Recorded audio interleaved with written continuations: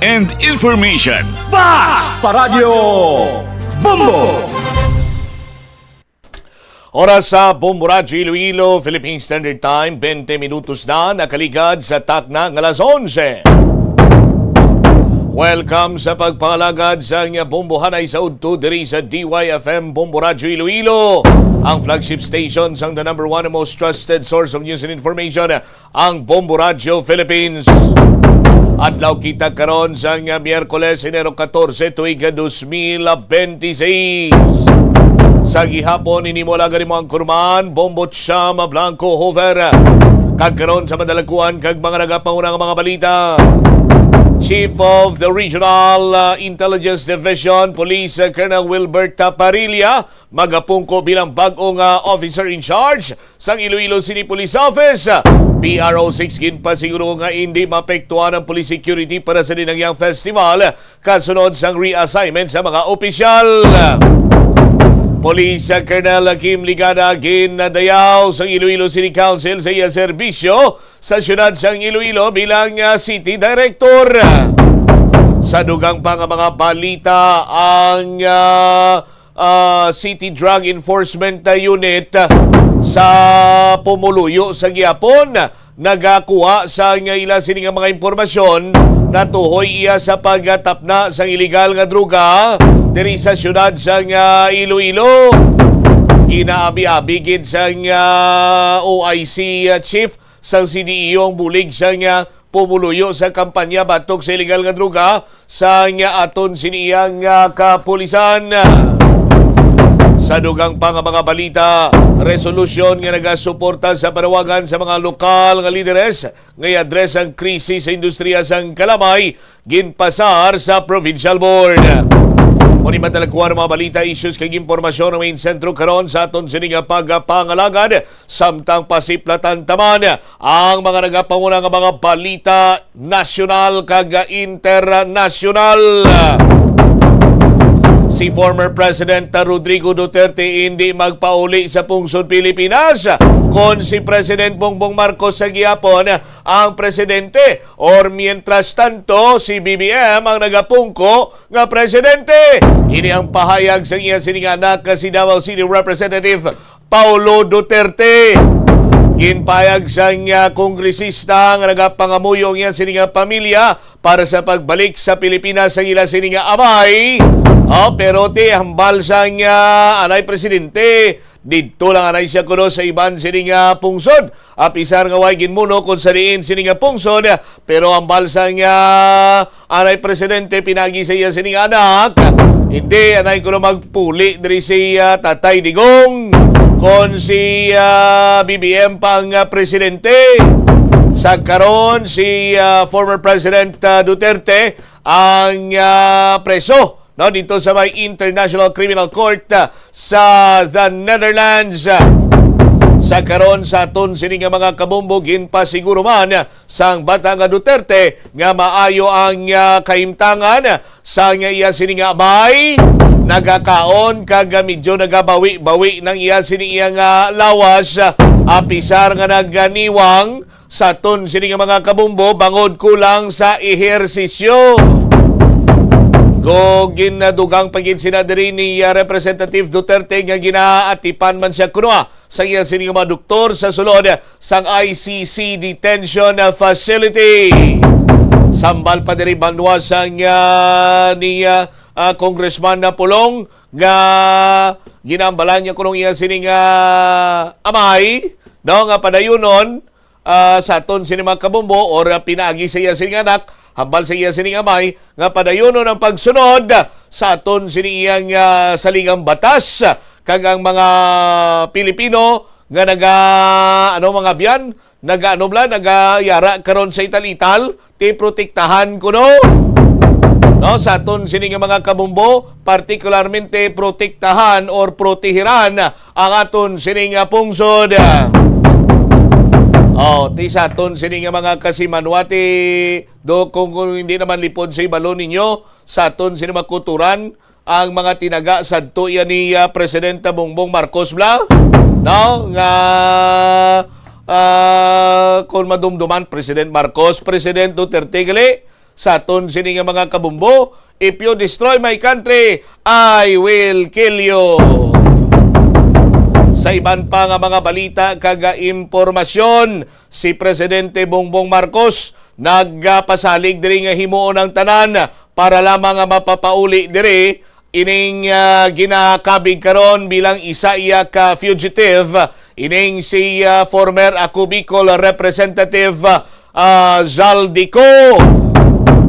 Sa aton sini nga mga kabumbo kay nagmando na diri si President Bongbong Marcos sa Department of Interior and Local Government nga himuon ang tanan para nga mapapauli diri si former Representative Zaldico. Sila niya sa mas labing dali nga panahon kung tani, no? Para hindi na mag-agi pa kuno sa madugay kag malawig sini nga proseso. Papulion dayon si Zaldico. Amo ning kagustuhan sa nga presidente. Ginpayag ni DILG Secretary Junvic Rimulya, no, ang si Secretary Atribido bla, no, sa aton sini nga mga kabumbo nga ginalantaw karon ang posibilidad sang extradition batok sa kayko nga natumod na nga yara karon sa pungsod Portugal. Ti basi mahutikan nyo to si Cristiano Ronaldo. Abi pare, papulihan ni si Zaldico. Suno kay Rimulya, pisar nga wala sang extradition treaty ang Pilipinas kag ang Portugal. Ginaproseso nila ang repatriation kay ko pinaagi sa pagpangayo sa mulig sa Interpol or International Police and the United Nations kag iban pa nga mga hensya agud nga mapadasig ang pagpapauli sa kongresista o ranay kongresista. Kinahanglan ta pabalaliwat nga pabalikon si former PNP Chief Nicolas Torre. Kay ti daw si General Torre malang tuyaan nga mantas ged sa mga halantingon bla. No? Ti ang angay ngalan sa kay Nicolas Torre ni subong din nga ni si Sir Torre sa din siya, no? Ang latest na assignment niya doon nalipat na kwaw. No, pero ang moniker ni General Torre ni dapat ang sining nickname or moniker sini The Hunter. Sa aton sini makabumbo kay kanamo sa pinanghunting sini dakop ya tanan. Ti basi kinanglan ta pa iyang ibalik liwat or itask si General Torre nga huntingon niya si Zaldico sa aton sini nga mga kabumbo kay kung hindi magupod hambala niya nga tublang mga tinagain nga ginambal manaw.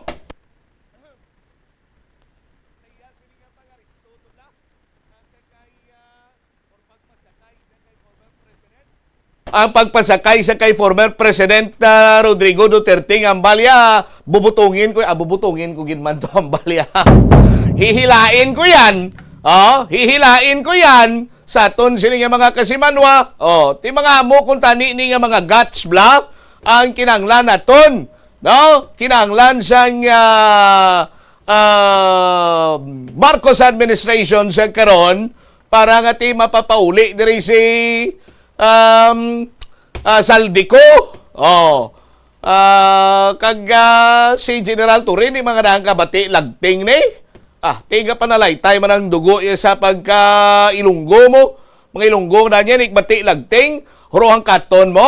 Sus Maria kagusip po. Bisan din lang ya. Hindi kagin sila pagpaslawon. Dumduman nyo to anay Basti Duterte versus Nicolas Torre. Ti winner by default. Makon mo nagsolusyado boxing lang to. May paha na yun mo. Ti basikon na kinanglan tamulig ni tawag si gani General Torre day para nga mapapauli diri si Zaldico. Kay basi bla pag abot dito sa may Portugal o kon ang himuon la ni Toto Junbek ni SILG Junbek Rimulya basi kon tindugan niya lang to kag muna na uramhan niya sa bla tapos mareklamo dayon nga nung pagpunta ko dayon nung nagpunta ako doon, pag dating ko sa lugar, binuyayaw kagad ako nila. Lumakat na lang ako. Di ba? Sa aton sinima kabumbo. Tapos, himo-himo naman sa istorya na yun himo-himo naman sa istoryang palupad lang istorya, bla? Sa aton sininga mga kasimanwa, in kaso por kaso, ginoperate si Saldico. Tapos, sus Maria kagusip, wait naman na pangayo, pero nali bla matirwanaw. Basi mambal naman bla si DILG Secretary John Vic Rimulya. Nung arestuhin na siya kasi, sinabihan siya na wag gumalaw, gumalaw pa, parang bubunot ng baril. Pero hindi naman sa binaril ng mga Interpol. Pagbunot niya kasi yung pusil na dala niya is wrist gun. So, napakahumok ng trigger. Sala yung kapot niya ng wrist gun, kaya pumutok, tumama sa kanyang hita. Yun, namatay. Kasi mo naman sinabla. But anyway, sa aton sining mga kabumbo, gindiga man ni DILG Secretary John Vic Rimulya, sinya ti halimbawa sa kaso ni former Congressman Arnie Teves, napapuli man to sa halin sa Timor-Leste, bisan wala sang extradition treaty, bangod nga ti special accommodation sa presidente sang nasambitan sini karon iya nga pungsod. Yambal ni Rimulya, we will look for all possible means to repatriate Saldico to the Philippines. Sa aton sini nga mga kauturan sa pagkabaloti sa nga tiglikom, ini ang labing una nga kahigayunan kung hingyoon sa Pilipinas nga papaulion ang isa ka individual bisan wala sang extradition treaty. Siko ang mayara sang Portuguese passport nga may 10 years validity, pero padayon ini nga husisa karon sang pungsod. May warrant of arrest na si former Ako Bicol Representative Zaldico matapos kaging kasuhan sang ombudsman sa Sandigan Bayan bangod sa 289.5 million pesos nga manumaliya sini nga flood control project didto iya sa may Oriental Mindoro.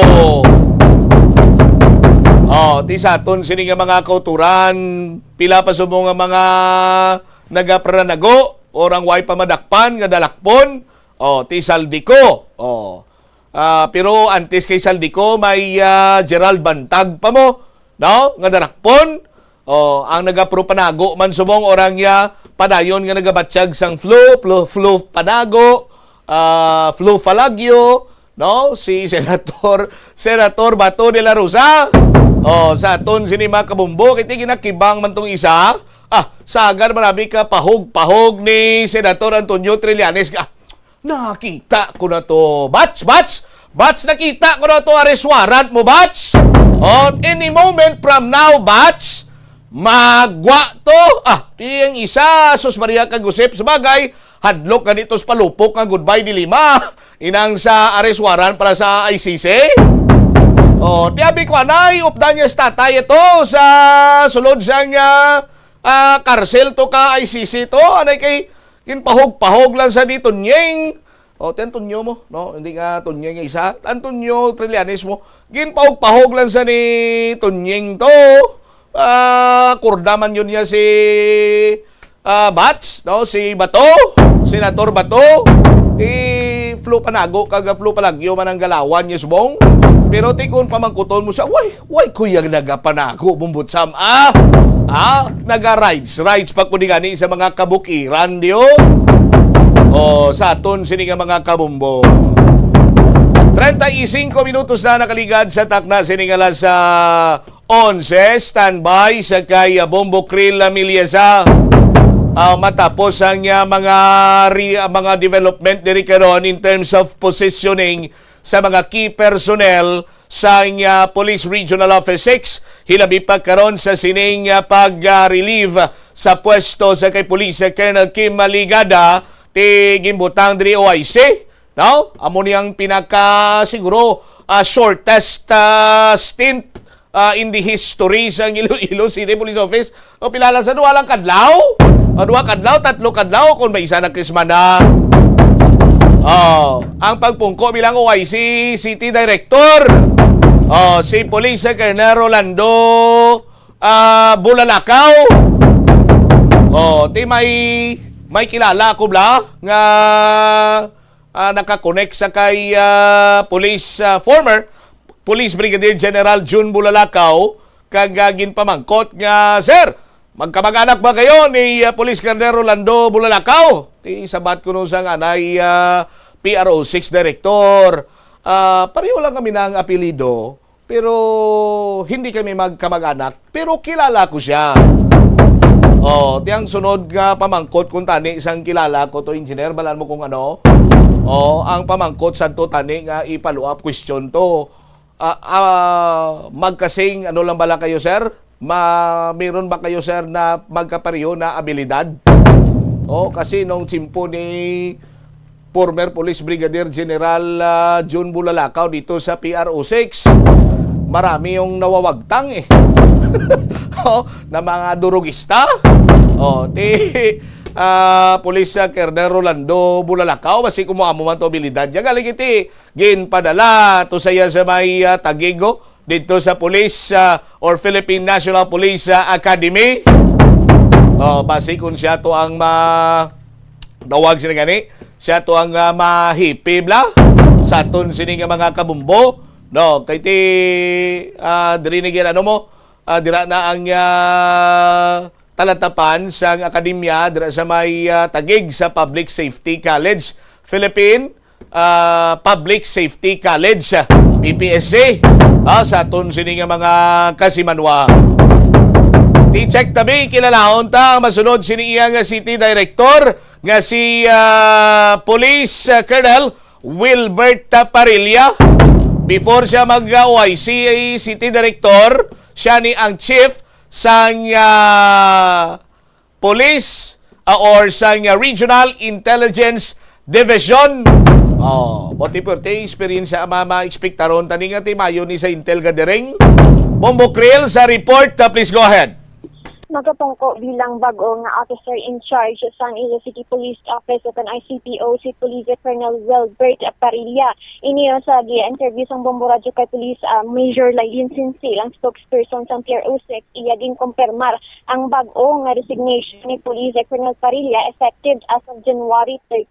Inidugang sa iya duties and responsibilities bangod na hibaluan nga si Police Colonel Parilla ang nagapungko man bilang chief sang Regional Intelligence Division sa PRO6. So, subong Bombo Trump na duha ang posisyon nga iya nga ginapungkuan o kung ang iya man nga duties and responsibilities mo ining chief sa nga RID diri sa Campo Delgado kang nagapungko man siya subong bilang OIC or Officer in Charge sang ICPO. Again, tal-usan ni Police Colonel Parilla bilang OIC si Police Colonel Rolando Bulalakaw nga ginsaylo na subong bilang Chief of Staff sang Philippine National Police Academy. Samtang ang anay nga City Director nga si Police Colonel Kindigada ang nagapabilin sa gihapon diri sa Camp Delgado apang wala pa kita detalye o wala pa sila may gin-release rin nga kung ano ang designation abi ni Police Kindigada diri sa Camp Delgado. So, kay Police Major Sensil, ang reassignment sang ining mga police personnel is para kuno sang ilang regular administrative process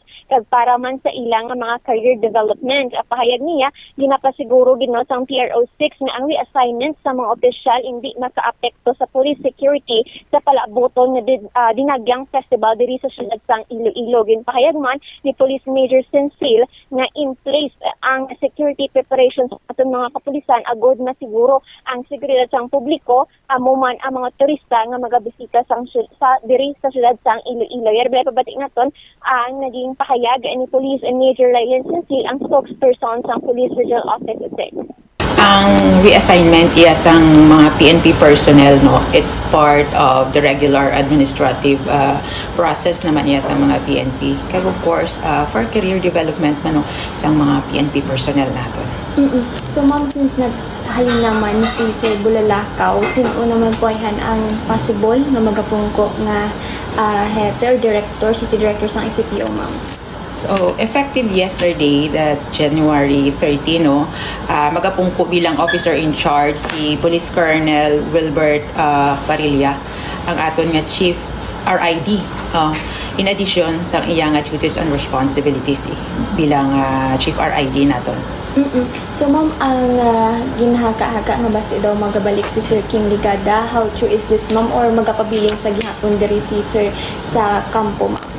So in the meantime no, ang officer in charge nga designate sa ICPO si Police Colonel Wilbert Pariliano. So amo lang na in the meantime ang aton nga mahatag. Si Sir Kim Ligada subong no ari siya diri sa aton sa regional headquarters. So ma'am, sa changes na ini ma'am, since masako ang syudad sa Iloilo ma'am no, damo changes ang aton nga mga opisyalis hindi gani maka puol sa dinagyan naton. So may another pagig nga mga changes ano ma'am, muna ni ang permanently subong or basta sunod may changes pa ma'am? So in the meantime amo ni siyang order naton. So diri lang kita naisubong no nga may ara nga officer in charge nga maga take charge no sa ICPO, especially with the coming dinagyang festival naton. Ang aton nga gin-designate dira as officer in charge sang ICPO. So he is capable nga maga-lead sa ICPO agud ma-ensure no, especially with the festivity ining aton nga celebrate anyway, in place na ang aton nga security preparations. So ang magapungko nga OIC naton sa subong maga-oversee no sa sining mga security preparations nga in place na in fact sa ICPO. So aton giniya ma-ensure nga mangin matawhay kag malinong kag ma-celebrate nato no ining dinagyang festival nga mayara sang masinadyahon ang tagsa ka mga Ilonggo, not only even sa aton nga mga turista no, local and international tourists naton. Kag syempre ini siya sa gihapon sa buligid no sang mga pumuluyo, hindi lamang din sa syudad sang Iloilo, syempre sa tanan nga maga-participate no sa sining festival na. Bomba Champ, nabatian darian naging pahayag ni Police Major Lailen Sinsilang, spokesperson sa nga Police Regional Office, kag sa nahibaluan man no nga aside being isa ka chief sa nga Regional Intelligence Division si Police Colonel Parilla, naggadwar man ina siya no bilang sa Philippine National Police Army class of 2002, kag mayara man ini kuno siya sang experience Philippine National Police Academy. Okay. Okay, all right. Class of 2002, kag mayara man kuno ini siya sang experience bilang head no sa nga PNP Highway Patrol Group sa Region 7. So amo ini ang background nga nakuha naton diri no sa bag-ong OIC sa ICPO nga si si Police Colonel Parilla. So sa tiyak naman nga bahin diri Bombo Champ na since madamo sang reassignment sa aton nga mga official diri, as you mentioned nga ginasa siguro gid sa PRO6 nga in place gihapon ay nga security sa aton nga mga kapulisan kung sa diin din dugang diri ni Police Major Lailen Sinsil nga magapatigayon na no sang send off ceremony sa aton nga mga kapulisan sa January 21, kung sa diin maga-deploy sang masobra 3,000 ka mga police personnel para sa Dagyang Festival 2026.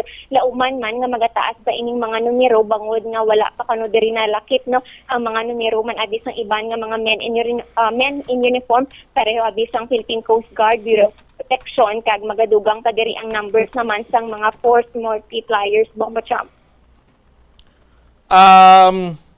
All right, Bombo Krill, tawag sini gani. Ano ni si Colonel Parilla, Ilonggo kon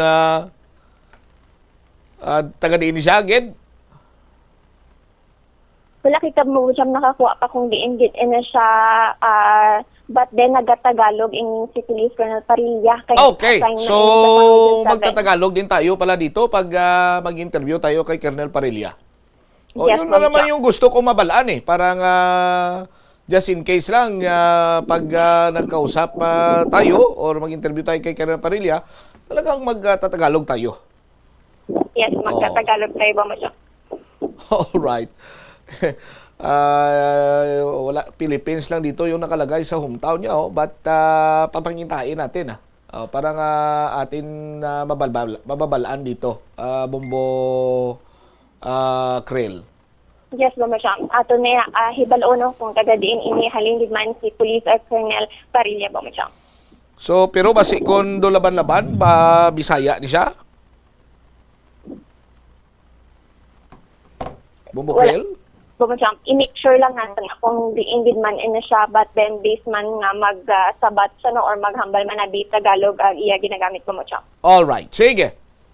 Directamente diri sa PRO6 ini si Bombo Creta ni Salis Miliaga, and this is Bombo Radio Philippines, the number one and the most trusted source of news and information. Basta Radio Bombo. Salamat gid na Bombo Krill Milyesa sa imo sini iyang follow-up report. No, sa aton sini nga mga kabumbo, no? Pero as much as possible, dapat mapadali niyang pagbutang gid sang permanente sini nga permanente sini nga ICPO director kay ti basi mabalaan-balan ni sang basi kun mayara sang mambal naton do pag disagree diri si Councilor Nini Dilaliana. Nga daan ti ang ginahalimbawa ni Councilor Nini Dilaliana, pakayo ka balay, bla mo nga mapakayo ka balay, sa stream mo yung orahon. Dapat may ara na kita sang full pledge or permanente sa nga CPO director. My goodness. Si Police Colonel Wilbert B. Parilla, sadto na assign ini sa Regional Highway Patrol Unit sa Philippine National Police Region 7 Central Visayas. No? Rangkoy ni Sona, Police Lieutenant pa lang sa aton sinikaron niya nga mga tag palamati ti PNPA 2002 sa aton sini nga mga kabumbo. Siya subong ang mapungko dire bilang OIC ICPO Director. Alright, no? So why man kuno sang ipikto sa sining security measures bangod nga ti in place naman ini kag ipatuman na gid lamang. Kang nangambal man gani si Mayor Isa Treñas nga ginhingyo yang PRO6 nga kung pwede ma-delegate man diri kag ara ang presensya ni Police Colonel Kim Ligada, no? Sa tion sang dinagyang festival. Pero may breaking news kita nay kay ang businessman nga si Charlie Atong Ang, no?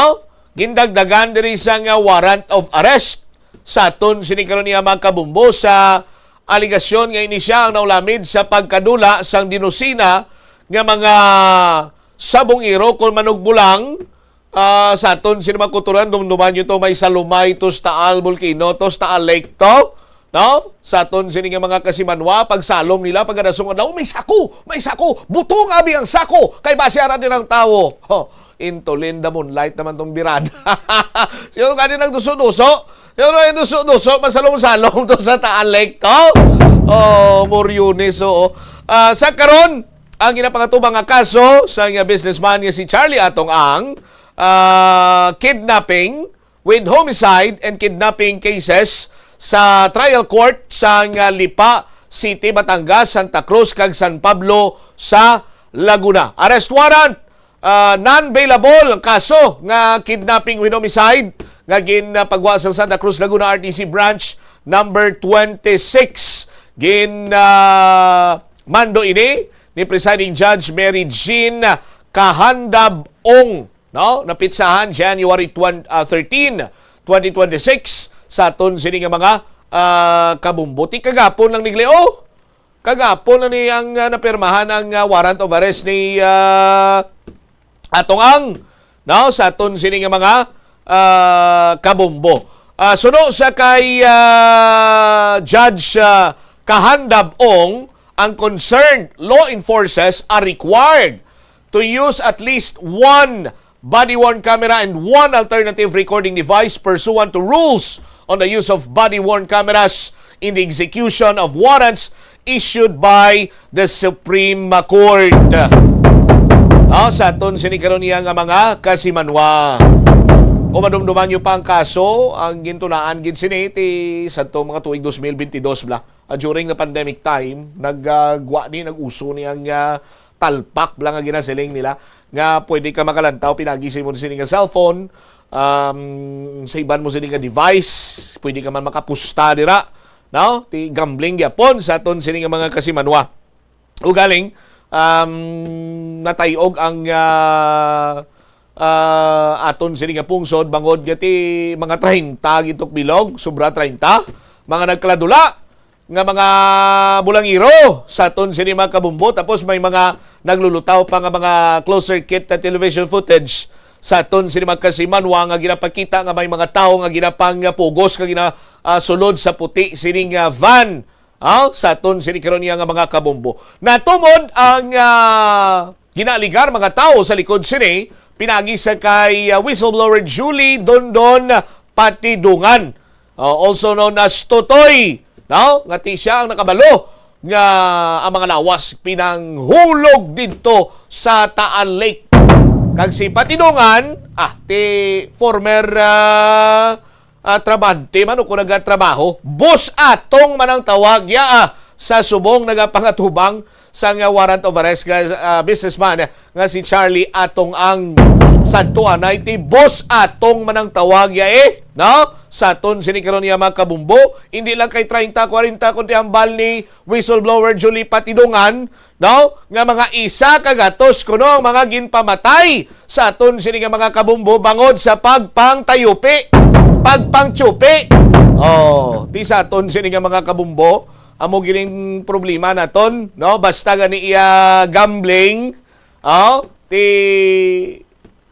ang negosyo nga gambling intrahan sang tayupi, may mga aki ginadra sa aton sini nga mga kabumbo. Ambal ni Julie Patidungan sinya mastermind sila dre, no? Mastermind wise aliwan si boss atong amo na ang iya sini nga gin pasigabong kaging palupok sini nga pagbuyagyag sa tong tsimpo nga gin diin niya nalakip pa di gani si Lady Tiger, Lady Tiger. Si Gretchen Barito. Ngati business partner ni atong ang. Santuan ay ti kundin si atong ara si Gretchen. Buhi-buhi sa ganito manok to sa word slasher to. No, mga hini o kung mga binabayi to bla. Tapos lately, si Charlie Atong ang naged, ang nagapangamot, magdaog, nagasinggit yun ang crowd. Kiss! Kiss! Dayon naman kiss kay Tita Sunshine Cross ba? Marte! Legenda niya si Charlie Atong ang mo sa aton sini nga mga kasimanwa. Tingala ko nga may latest nga big event bala sa patag sa nga cockfighting dito ginhiwat sa isa ka bantog sini iya nga hotel sa Cebu. Tingala ko may entry man dito, no? Si ining negosyante nga si Charlie Atong ang pero do nag-combine sila to nga tatlo, no? AEJ, AA, kung sino pa itong upod sini nila. Pero why to siya nagapangamot, no? Why to kita si Mr. Charlie Atong ang sa may Cebu, no? As per may recollection sa aton sini nga mga kabumbo kag sa mga highlights do why gid siya makita dito no? Ti siguro nagapangaman man ining negosyante anytime magwa ang iya sini nga warrant of arrest sa aton sini karon nga mga kabumbo. That is why nga ti lately, wala na yan, hindi mo na makita sa publiko, ining negosyante karon nga sa subong, gindagdagan na sa warrant of arrest sa kaso sining kidnapping with homicide. Non-bailable ini sa aton sining mga kuturan. Pero ti balik-balikan talang, kumusta na ihantong operation salom to sa Taal Lake to? No? Sa aton sini nga mga kabumbo, no? Duay naman gani ito ginpadayon, no? Hamakon mo 2022. Natabo, ginsalom-salom nila 2025. Expectaron mo pa nga may ma-recover ka pa itong lawas. Pero may mga tulaan to nga na-recover. Engineer Jan Dave, Bumbo Jan Dave, may mga may mga na-recover to sa sako bla. Nga mga tulaan. Tido yaman to ko ng jirape. Abaw jirape. Di kiwaya kita iya nga pagambal nga dito pinang tagbong. Tapos ang aton sini otoridad naghimo sang team nga masalom to. O pagsalom, ay gani magano-ano. May sako na yon nga nakita.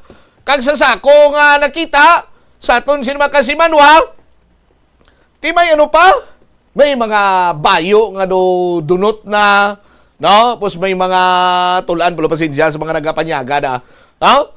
Mga tulan na to kuno, kag ipaidalom kuno sa forensic examination.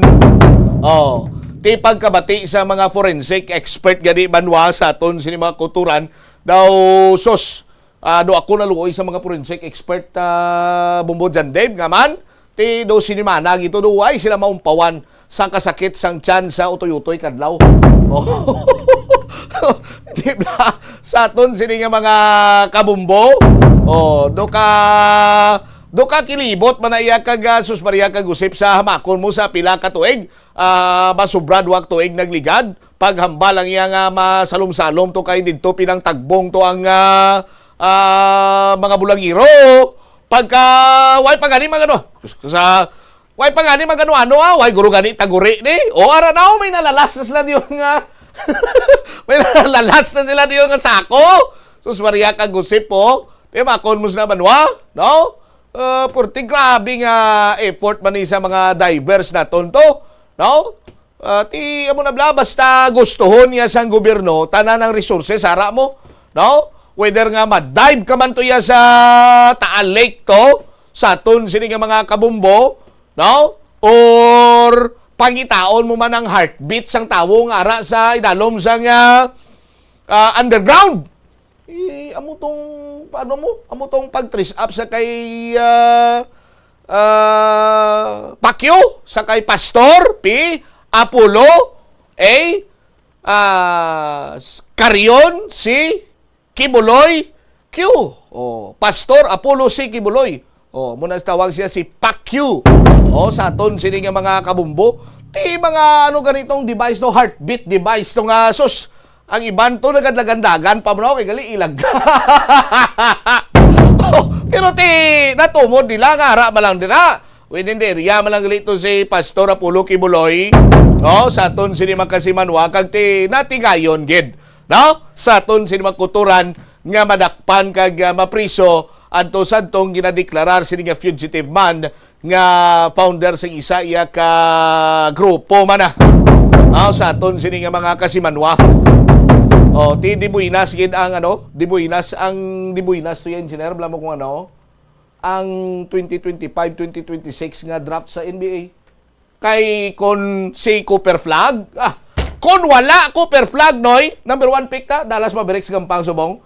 Kon waay na priso si Pastor Apollo Kibuloy, laban-laban number 2 ka lang kay do agawan gito sang Mavs to kag do ano to garing nagaagaway ito sa tawag sini sa draft to, no? Mavs kag Houston Rockets to. Anyway, sa aton sinima Kuturan mo na blang balila. Kung gusto, damo pagi. Kung hindi gusto, damo balibad. O, ti kay ginusto nga pamatudan nga may tinagbong to sa Lake, ti kita mo pag salom nila to may kita dayon. Kay gusto nga mapriso si Pastor Apollo C. Kibuloy, ti kita mo gingamitan gin sa mga heartbeat detector to, dakop. Sa iban siniya tani nga mga kaso just like this flood control anomaly, tani, gamiton man sa gobyerno tanan sini nga resources para nga magkalapriso. Hindi lang to yung mga pinangsugo lang ang nagasugo gid among dapat sini nga prisohon. Anyway, balikan tayo ni matapos ang pinaka-importante nga mga panomdom kag mga balita karon sa Bombohanay sa Udto Balikan ta pagkatapos ang Bombo Network News. Ano bala ang dapat tandaan sa tion nga magbiyahe agod mangin hassle-free ang bakasyon? Yari ang pila ka mga tips. Una, i-check ang health kag travel alert sa napili nga mga lugar.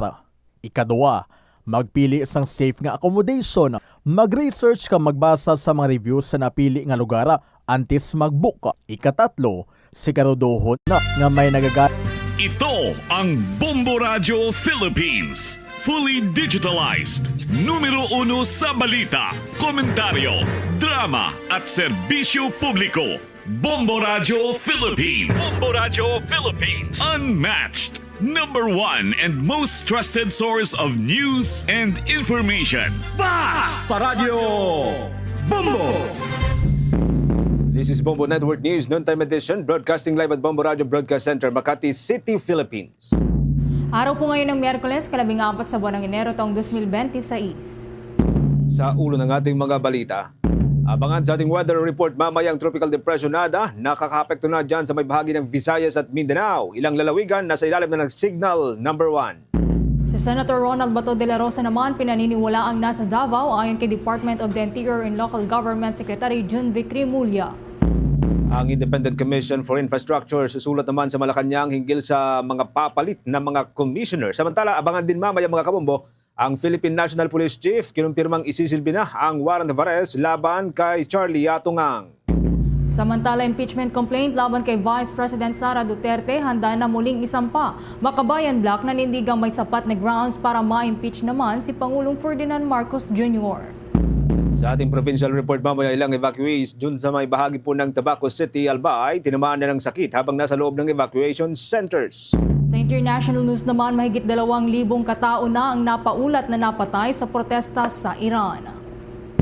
Sa sports balita naman, ang Philippine Tennis Association inilabas na ang ticket price at mga selling date para yan sa kaunahang hosting ng Pilipinas sa WTA 125 tournament. At live nationwide via satellite, narito hong detalye ng ating mga balita. Bombo Weather Update. Sa ating weather report, ramdam na ang hagupit ng kauna-unahang bagyo ngayong taon na Tropical Depression Ada. Tinatayang nasa 635 kilometro ito sa silangan ng Hinatuan sa Surigao del Sur. Taglay ng bagyo ang lakas ng hangin na abot ng 45 km per hour malapit sa sentro at ang pagbugso ng hangin na abot sa 55 km per hour. Kumikilos ito sa direksyong Hilagang Kanluran sa bilis na 35 km per hour. Ayon ho sa State Weather Bureau, umabot hanggang sa 500 kilometro mula sa sentro nito ang saklaw ng malakas na hangin ng bagyo. Dahil dito nakataas na sa ilalim ng signal number 1 ang ilang bahagi ng Visayas gaya ho ng Northern Samar, Samar Province at Eastern Samar. At sa Mindanao, kabilang ang Dinagat Islands, Surigao del Norte at Surigao del Sur. Pinapayuhan naman ang mga residente sa mga nabanggit na lugar na mag-ingat sa posibleng malalakas na ulan, mga pagbaha at pagguho ng lupa. Kaugnay din po niyan, nakakataas ang flood warning sa 8 rehiyon ng bansa ngayon pong Enero 14. Ayon sa State Weather Bureau, inasahang magdudulot ng mga pagulan ang nabuong bagyo. Ito hong Tropical Depression Ada, nasa silangan ho ng Davao City na posibleng magdulot ng mga pagbaha at serye ng landslide sa maraming lugar. Niiral din ang hanging amihan na posibleng magdadala ng mga pagulan sa ilang rehiyon sa Northern Luzon. Kabilang sa mga rehiyon na nasa ilalim po ng flood warning ngayong araw ay ang mga sumusunod. Ang Region 3 o Central Luzon, Region 4A o Calabarzon, Region 8 o Eastern Visayas, Region 10 o Northern Mindanao, ang Region 11 o Davao Region, ang Region 12 o Soc-Sargen Region, at ang Region 13 o Caraga Region at maging ang Bangsamoro Autonomous Region in Muslim, Mindanao. Patuloy na pinag-iingat ang lahat sa malawakang pagbaha at posibleng pagguho ng mga lupa. Sa ibang balita naman, pinaniniwala ang nasa Davao si Senator Ronald Bato de la Rosa ayon yan kay Department of the Interior and Local Government Secretary Jun Vicri Mulya. Ito ay sa gitna ng hindi pagpapakita sa publiko at hindi pagdalo sa mga sesyon at pagdinig sa Senado ng Senador. Kasunod po yan ng mga ulat na umano'y arrest warrant laban sa kanya mula sa International Criminal Court. Subalit ipinunto naman ni Secretary Rimulya na hindi pa makagawa ng aksyon ang DILG sa ngayon dahil wala pa itong natatanggap na formal na kopya ng umano'y arrest order mula sa International Tribunal. Binanggit din ni Rimulya na hindi nauwi ang senador sa kanyang bahay sa Cavite kung saan magkapitbahay lamang umano sila, kaya't ayon sa kalihim, maaaring nasa Davao si De La Rosa kasama ang kanyang pamilya. Nauna naman nang nanindigan ang abogado ni De La Rosa na si Attorney Israelito Torion na walang legal na batayan ang gobyerno ng Pilipinas para isuko ang sinumang mamamayan nito sa ICC dahil sa kawalan ng rules para maisagawa ang naturang proseso sa kadahilan ng tumiwalag na ang Pilipinas mula sa Rome Statute sa ilalim noon ng Administrasyong Duterte. Dako tayo sa ibang mga malalaking balita mga kamumbo. Ang Independent Commission for Infrastructure magpapasa daw ng liham o susulat ho sa Malacanang hinggil yan sa mga papalit na mga commissioner. Kasunod na rin po ng mga naunang nag-resign. Nanindigan din ho na tuloy pa rin ang trabaho sa kabila ho ng mga hindi isinasagawang pagdinig. May update po dyan si Bomboy Isa Cotoner. Susumite ang Independent Commission for Infrastructure ng liham sa Malacanang upang sumangguni hinggil sa mga papalit na commissioners matapos magbitiw sa pwesto sina dating Department of Public Works and Highways Secretary Rogelio Babe Singson at Rosana Fajardo. Ayon kay ICI Special Advisor General Rodolfo Azurin Jr., mahalagang makakuha ng direksyon mula sa palasyo kung sino ang itatalagang kapalit dahil sa kasalukuyan ay kulang ang miyembro ng komisyon. Dahil dito, hindi rin sila makapag-imbita ng mga resource persons na kinakailangan sa kanilang mga pagdinig. Sa ngayon, si Justice Andres Reyes Jr. na lamang ang natitirang commissioner ng ICI. Ngunit pansamantala rin itong wala sa aktibong tungkulin dahil sa kanyang sakit. Gayunman, iginiit ni Azurin na magpapatuloy ang operasyon at mga investigasyon ng komisyon sa kabila ng mga usap-usapang mabubuwag na ito. Sa katunayan, sisimulan na niya ngayong taon ang field investigation ng ICI sa rehiyon ng Bicol. Anya, tuloy-tuloy ang pangangalap ng ebidensya upang maging handa ang komisyon sa oras na may talaga mga bagong miyembro at may isagawa ng mga kinakailangang referrals. Hihintay daw po letter sa inyo regarding dun sa pagbuwag na po ng ICI. May we know ano po itong letter na hinihintay? I suggested to our chairman na we wanted to inquire from Malacanang if they have the intention to replace, kasi nga it's been almost 2 months na since nag-resign si Commissioner Singson, and then it was followed by Commissioner Fajardo. So we wanted to inquire from the Office of the President kung meron papalit sa kanila, because we cannot pursue inviting mga key personalities to be subjected for an inquiry kasi nga mag-isa lang ng commissioner namin. So kailangan kasi is tatlo sila, kompleto sila. Nilinaw rin ni Azurin na ang hindi pagdalo ni Justice Reyes sa Technical Working Group meeting para sa asset recovery ay hindi nangangahulugang magbibitiw na rin ito sa pwesto. Ayon sa kanya, kinakailangan lamang munang magpahinga ng commissioner dahil sa kalagayan ng kalusugan nito. Samantala, patuloy na pinalalawak ng pamahalaan ang pagbawi sa mga ari-ariang nakinabang sa mga anomalya sa flood control projects matapos kumpirmahin na umabot na sa 21.2 billion ang kabuang halaga ng mga asset na na-freeze ng Anti-Money Laundering Council. Sinabi ni Bureau of Customs Deputy Chief of Staff Attorney Chris Bendijo, patuloy pa ang pagproseso at pagberipika sa mga nasabing ari-arian. Anya, iba't ibang uri ng asset ang saklaw ng freezing order ng AMLAC, kabilang ang bank accounts, e-wallets, insurance policies, motor vehicles at maging mga air assets. Hindi pa rin anya tiyak kung magkano na ang tuluyang na forfeit mula sa mga na-freeze na ari-arian. Gayun din kung ang mga ito ay nagmula lamang sa mga contractors ng flood control projects o kung may kaugnayan din sa ilang mga politiko. Bilang susunod na hakbang, sinabi ni Bendijo na bubuo ang Technical Working Group ng ICI ng master list ng lahat ng natukoy na assets, kabilang ang mga naipasa na sa auction tulad ng mga luxury vehicle ng mga contractor couple na sina Curly at Sara Diskaya, upang mas maging sistematiko ang asset recovery efforts ng gobyerno. Harmonize the list of each agency. So we'll be coming up with that inventory within the day. But just to throw some figures, no? For instance, as far as the Anti-Money Laundering Council is concerned, as to frozen assets, that would be 21.2 billion already, comprising of bank accounts, e-wallets, insurance policies, motor vehicles, and air assets. So to be very clear as to the figures, we'll be creating a master list of all of these assets, including those sold at auction, sa mga diskayas, and then those which are subject to forfeiture like itong nandito ngayon sa ICI facility. Mula sa lungsod ng Taguig, ito si Bombo Isa Cotoner, and this is Bombo Radio Philippines, the number one and most trusted source of news and information. Basta Radio, Bombo! Handa na umano ang impeachment complaint na muling ihahain laban kay Vice President Sara Duterte kapag natapos na ang one-year ban rule pagsapit niya ng Pebrero 6. Ayon kay ACT Teachers Party List Representative Antonio Tinio, nananatiling buo ang mga aligasyong nakapaloob sa unang impeachment complaint na inihain noong nakalipas na taon at lahat ng ito ay bahagi rin ng complaint o reklamo na ihahain ng naturang grupo ngayong taon. Maliban pa rito ay may ilan lamang anyang impormasyon na isasama sa bagong complaint. Katulad na lamang ng ilang aligasyon ni Ramil Madriaga, ang nagpakilala na dating bagman umano ni Vice President Sara noong 2022 presidential elections. Ang aligasyon ng umano'y bagman ay tiyak na magpapatibay pa sa reklamo laban sa pangalawang Pangulo, lalo at ang mga naturang aligasyon ay pawang nakapaloob na rin sa official affidavit. Ayon kay Representative Tinio, nabuo na ng kanilang team ang opisyal na kopya ng reklamo at kailangan na lamang ng pagsasapinal bago ihain sa akmang panahon.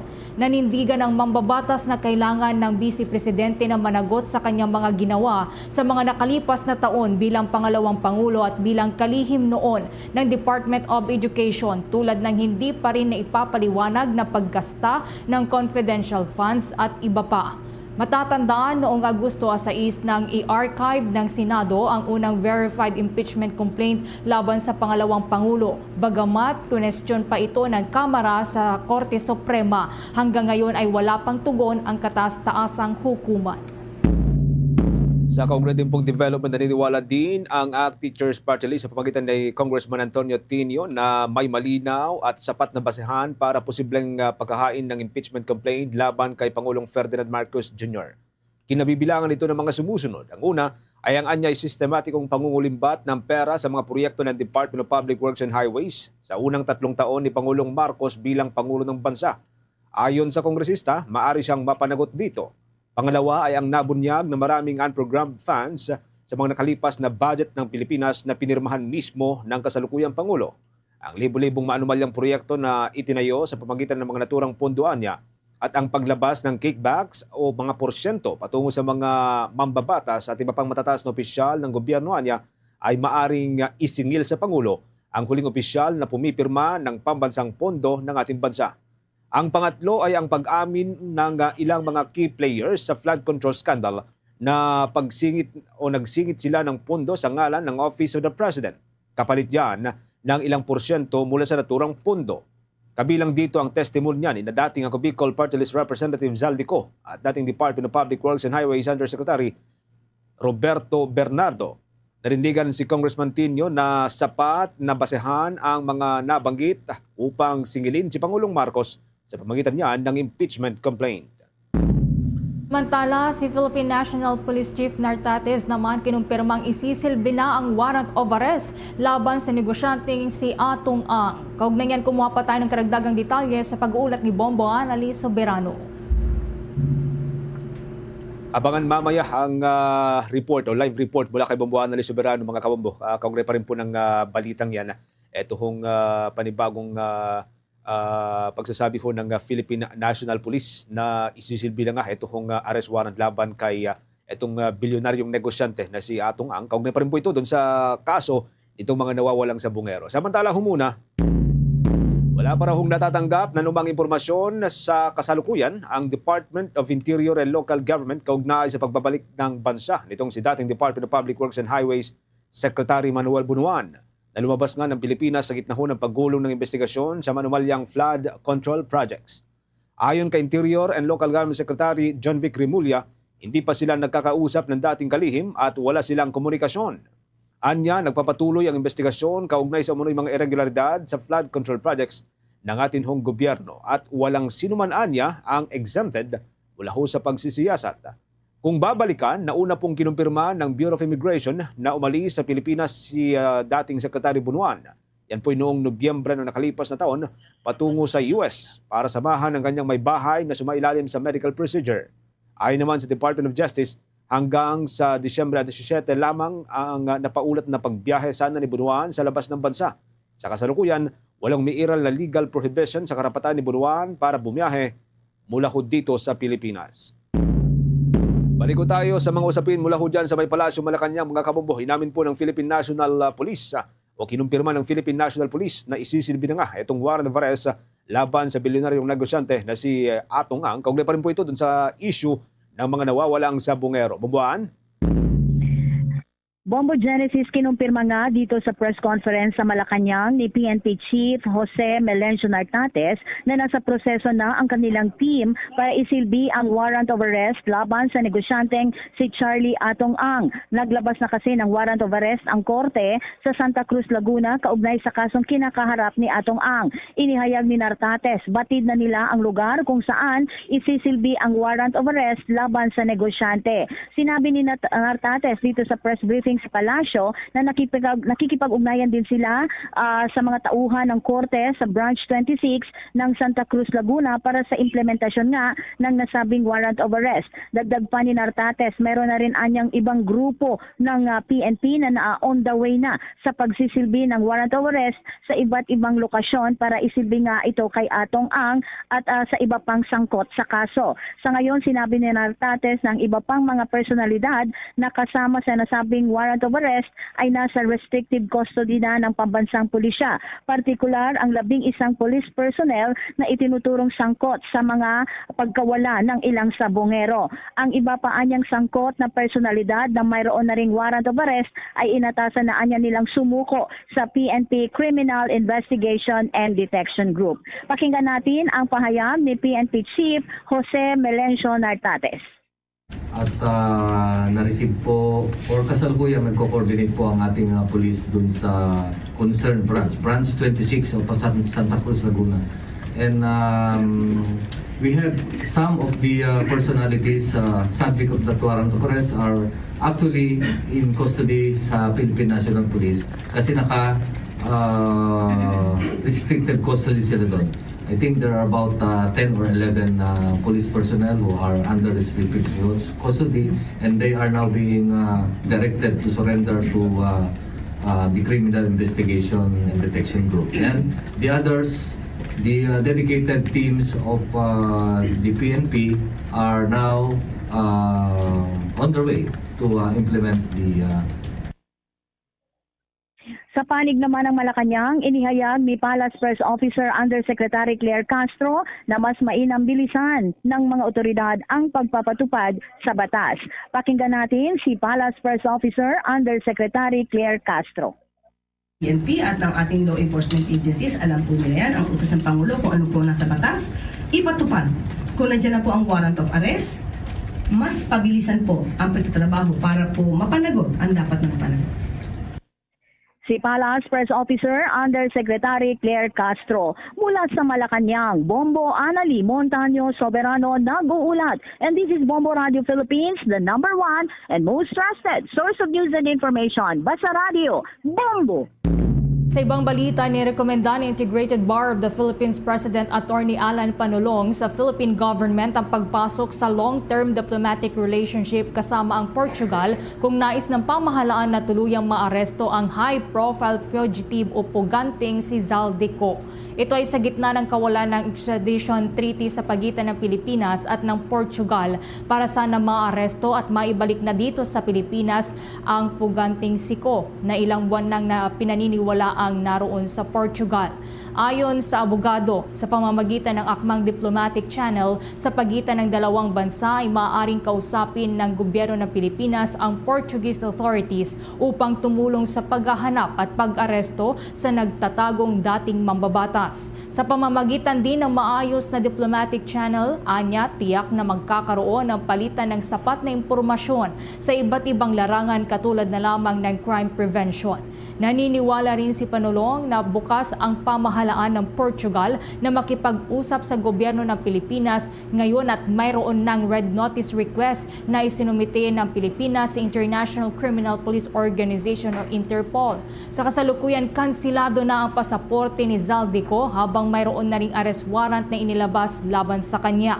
Naniniwala naman si Attorney Panulong na ang pagkakansela ng pasaporte ni Ko ay sapat na dahilan upang paalisin ng Portuguese government ang naturang pugante bilang undesirable alien kung nanaisin naman nila na habang ng pamahalaan nila na mapaalis na doon at ma-repatriate dito o ma-extradite dito sa Pilipinas si Zaldico.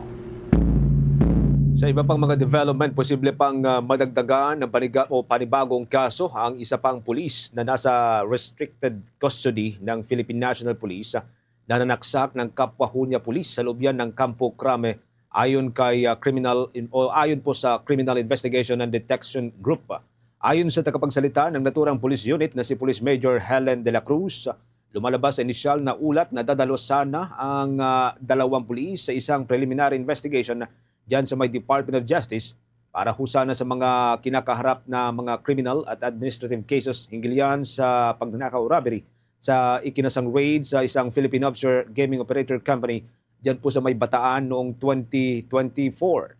Bagamat nasa maayos naman na kondisyon ang biktima na nagtamo ng saksak sa kanyang likod dahilan ng pagkakabaon po ng isang patalim na mayroong halos 7 pulgadang haba, kinailangan pa rin daw itong isa ilalim sa isang operating procedure. Samantala, dahil naman sa insidente, mananatili sa kustodiya ng Criminal Investigation and Detection Group ang suspect na isa rin pulis habang nagpapatuloy na inihahanda ang mga karagdagang kasong kriminal na nakatakda namang isampa laban sa kanya. Namataan naman ng Armed Forces of the Philippines ang presensya ng Chinese vessels sa West Philippine Sea sa unang linggo pa lamang ng buwan ng Enero ng kasalukuyang taon, kung saan umabot na ito sa kabuang bilang na 41. Ayon kay Armed Forces of the Philippines spokesperson Rear Admiral Roy Vincent Trinidad, 8 ang namataan sa may Baho de Masinloc habang 14 naman ang namataang naglalayag sa may bahagi ng Ayungin Shoal. Maliban dito, 13 naman ang namonitor ng Sandatahang Lakas ng Pilipinas sa Skoda Shoal, habang 6 naman ang namataan sa paligid ng Pag-asa Island. Sa kabila ng bilang na ito, nanindigan ang Sandatahang Lakas na bagamat iligal pa rin ang mga presensyang ito ng Chinese vessels ay hindi anya ito nakakabahala o bantas sa ngayon at nananatili anya ito sa mga normal na datos batay na rin sa kanilang monitoring. Samantalang inihayag din ni Trinidad na ang mga barko rin ng China ay unti-unti nang lumalapit kada magsasagawa ng kanilang maritime cooperative activities sa ating bansa kasama ang iba pang mga kaalyadong nasyon. Ito anya ay nagpapakita lamang ng kanilang pagiging mas agresibo at patunay na hindi ang Pilipinas ang nag-uumpisa ng tensyon sa West Philippine Sea. Sa halos kaugnay pa rin po mga development, patungo na rin po dito sa Pilipinas ang pinakaunang modelo ng Raha Sulaiman class offshore patrol vessel na binili, ikinomisyon po ng Pilipinas para sa Philippine Navy. Tatawagin ng bagong barko o ito hong isa sa pinakamodernong barko ng bansa bilang BRP o Barko ng Republika ng Pilipinas, BRP Raha Sulaiman PS-20.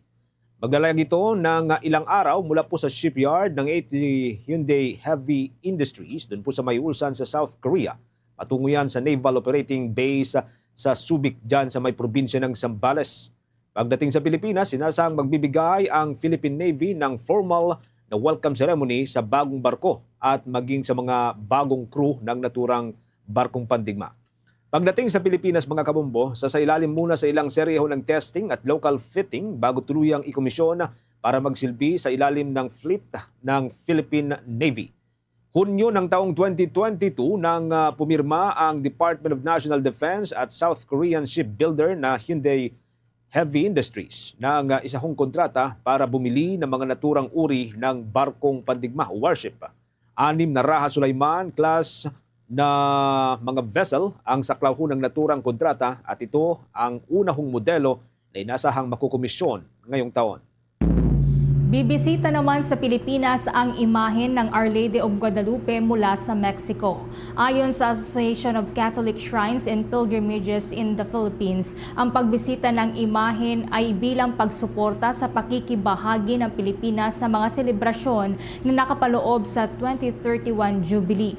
Unang sinimula ng isang global devotional program para sa Our Lady of Guadalupe noong 2025 at pinangalanan itong Novena Intercontinental Guadalupana na magtatagal hanggang taong 2031. Ang pagtungo naman ng Lady of Guadalupe sa ating bansa ay bahagi po yan ng Global Devotion. Sa kasalukuyan ay wala pang itinerary sa pagbisita ng imahen, ngunit itinatayang mangyayari po ito sa pagitan ng Hunyo o kaya naman hanggang sa Disyembre po ng taong ito. Bahagi rin ito ng naging aktibong partnership sa pagitan ng Catholic Bishops' Conference of the Philippines at ng Mexican Bishops' Conference. Sa Pilipinas, isinasagawa ang kapistahan ng Our Lady of Guadalupe tuwing Disyembre 12. Oras natin, meron na ho tayong 25 minutes makalipas ang alas 12 ng katanghalian.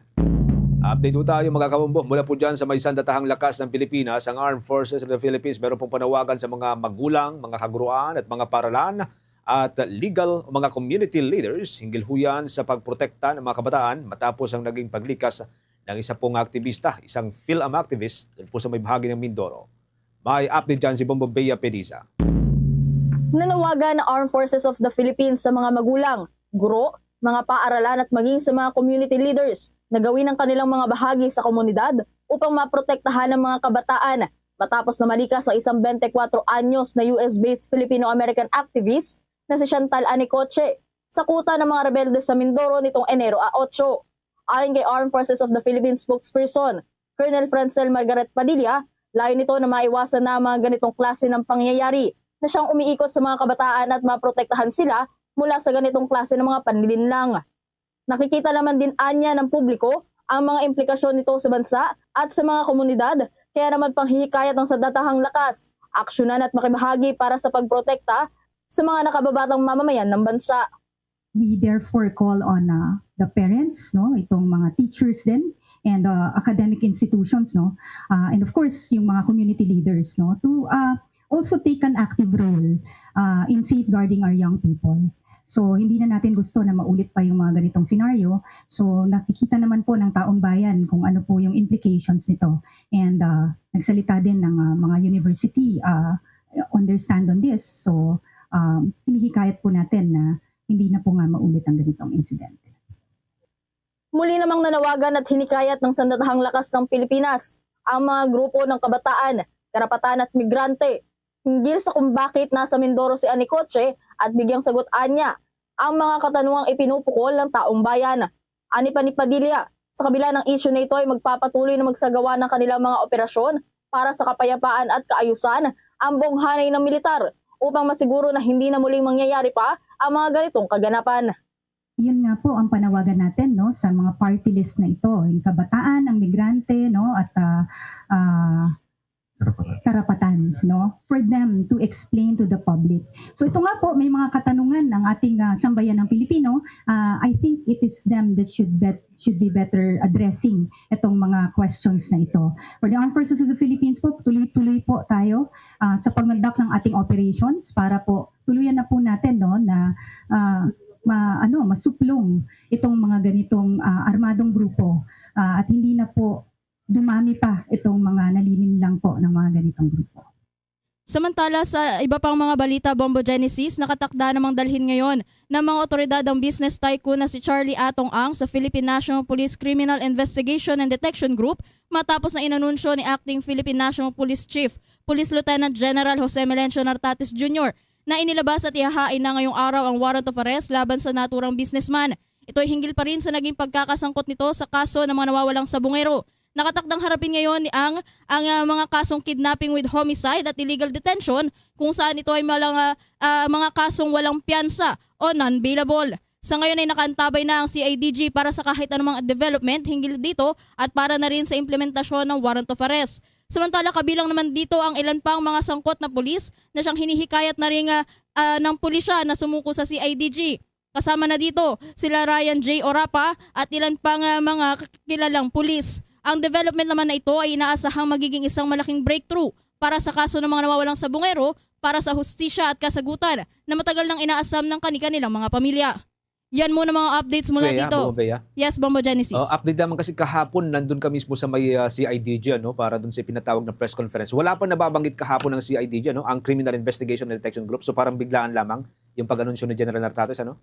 Yes, Bombo Genesis. Actually, galing ito dun sa mga lugar na naapektuhan or dito sa mga lugar na hinanapan natin ng mga mga bangkay ng mga nawawalang sabongero. Noong una na dito, yung sa Santa Cruz, Batangas, at maging yung mga biktima mula naman dyan sa Barte ng Laguna. So, itong mga branch na ito, o Regional Trial Court na mga branch na ito, ang siyang naghain o nagsampa ng mga reklamo dito kay Charlie Atong ang kaugnay nga dito sa mga kaso ng mga nawawalang sabongero, Bombo Genesis.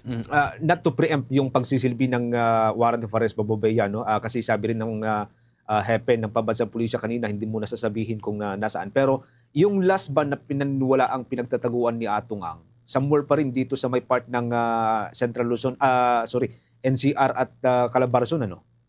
Yes, Bombo Genesis. Pero sa ngayon, ayon na rin sa pamunuan ng Philippine National Police, ay hindi rin muna nila sasabihin kung ano yung mga identified locations nito ni Charlie Atong Ang para na rin sa pagsisilbi nitong maayos sa pagsisilbi o implementasyon ng warrant of arrest para na rin hindi nila inaasahan na baka tumakbo o magkaroon ng ganitong mga breakthrough o sitwasyon, ay inaasahan naman na magiging handa itong pulisya sa kahit anumang development o aksyon nito ni Charlie Atong Ang hinggil nga dito pa rin sa paghahain o implementasyon ng warrant of arrest laban sa kanya. Bombo Genesis. Last question na lamang, Bobo Bea. Yung naunang pagtutok mo dati sa may National Police Commission sa NAPOLCOM, may mga pulis ng dating naaresto. In fact, may isang police general pa na nasa kustodiya ng Philippine National Police ngayon, restrictive custody dahil sa pagkakaugnay niya sa missing sabongero. So itong mga to, wala namang nababanggit ang pambansang pulisya, walang nababanggit sila na posibleng pagharang doon sa pagsisilbi ng warrant of arrest. Walang ganitong mga kwento dati before itong paglabas ng warrant of arrest ni Atong Ang. Genesis, no, wala namang ganitong mga ulat na pagharang para doon nga sa ibang sangkot na pulisya dito sa mga kasong ito, no, dahil nga ayon na din sa NAPOLCOM at maging sa pagtitiyak rin ng Philippine National Police, i-implementa nila itong mga warrant of arrest kahit man ito ay mga opisyal o kapwa nila mga pulis, Bombo Genesis. Okay, sige, maraming salamat. Ingat ka dyan, Bobo Bea. Ayan muna mga updates mula dito sa Quezon City. Ito si Bombo Bea Peniza and this is Bombo Radio Philippines, the number one and most trusted source of news and information. Basta Radio, Bombo! Bombo Entertainment News. Bombo Entertainment News. Anunsyo ng K-pop superstar na BTS ang kanilang comeback world concert tour na magsisimula na sa buwan ng Abril ngayong taon matapos ang release ng kanilang bagong album. Inilabas ng music label ng BTS na Big Hit Music ang petsa at lugar para sa concert tour ng grupo na may kabuang 79 shows sa Asia, US at Europe. Magsisimula ang tour ng BTS sa 3-day concert sa Goyang, South Korea sa Abril. Kahit na nakaschedule pa sa susunod na taon, nagpahayag na ng excitement ang Filipino armies nang mapasama ang Manila sa World Tour concert ng BTS na nakaschedule sa March 13 hanggang 14, 2027. Binansagan naman ng media ang inaabangang concert tour ng BTS bilang biggest K-pop tour of all time. Ito ang unang world concert tour ng grupo makalipas ang 4 na taon matapos ang kanilang Permission to Dance on Stage concert series sa stadium sa Seoul, Los Angeles at Las Vegas sa pagitan ng taong 2021 hanggang 2022. Ito rin ang unang pagkakataon na magpe-perform on stage ang BTS ng kumpleto matapos ang matagumpay na completion ng kanilang mandatory military services mula taong 2022 hanggang 2025. Bombo Sports News. Sa ating sports news, mga kabombo, inilabas na ho ng Philippine Tennis Association ang presyo ng mga ticket at selling day para huyan sa nalalapit na Philippine Women's Open. Yan po'y gaganapin sa unang pagkakataon dito sa Pilipinas. Simula ngayong araw, maaari na pong makakuha ng mga ticket para yan sa qualifying at main draw match kapwa sa online at on-site. Batay sa inilabas na ticket prices, abot po sa 200 piso lamang kada araw ho ang ticket price para sa qualifying match. Habang sa unang 4 na araw naman ng main draw match ay tataas na po ang presyo ng bawat ticket sa 1,000 pesos. Wala naman pong pipiliin na anumang seating arrangement dito. Ayon kay Executive Director Tonet Mendoza, magkakaroon muli ng pagpapalit sa presyo pagsapit po ng semifinals at sa finals. I-anunsyo sa susunod na linggo ang takdang araw kung kailan bubuksan ang mga ticket para po sa semis at sa finals. Git pa ni Chairman Mendoza, Nais po ng pamahalaan na makapunta ang lahat ng mga nais makapanood, lalo at ito ang unang pagkakataon na mag-host ang Pilipinas. Bukas din niya ang Rizal Memorial Stadium at yan po sa iba pang mga aktibidad, maliban sa tennis kung saan papayagan ng mga ito na magtungo sa museum, fan zone at iba pang lugar kahit nasa kasagsagaan ng tennis tournament. Uli ring siniguro ng PhilTA na handa na ang Rizal Memorial Tennis Center pagsabit po yan ng araw ng torneo. Bombo International News. Sumampa na sa mahigit 2,000 katao ang bilang ng napaulat na napatay sa mga serye ng kilos protesta sa Iran ayon yan sa isang human rights group. Base nga sa ulat mula sa Human Rights Activist News Agency, kabuang 1,815 protesters ang kumpirmadong namatay. 135 ay mga security forces at 9 na sibilyan, gayon din may 9 na batang nasawi sa nakalipas na 17 araw. Ayon naman sa Iranian official, napatay umano ang 2,000 katao kung saan ang mga teroristang grupo ang sinisising may kagagawan. Nitong gabi ng Martes, oras sa Amerika, makikipagpulong si Trump sa top officials para pag-usapan ang hinggil sa issue sa Iran at nangakong kakalap ng tamang datos hinggil sa death toll sa Iran. Sa oras na makuha ng US President ang kabuang bilang ng mga nasawi, saka sila gagawa ng karampatang aksyon. Una na ngang nagbanta si Trump na magbabayad ng malaki ang Iranian authorities para sa mga pagpatay doon sa Iran at hinimok ang mga mamamayan na ipagpatuloy ang pagpoprotesta. Nauna na rin kinansila ni Trump ang lahat ng pulong sa mga opisyal ng Iran hanggang tumigil ang walang kabuluhang pagpatay sa mga protester at tiniyak na paparating na ang tulong para sa mamamayan ng Iran na tinawag ng US President bilang MIGA na nangangahulugan ng Make Iran Great Again. Oras natin mga kabombo, meron na lamang po tayong 23 minutes bago po sumapit ang alauna po ng hapon. Update po tayo sa iba pang mga balitang tinutukan ng ating mga provincial o ng ating mga kasamahang field patrols.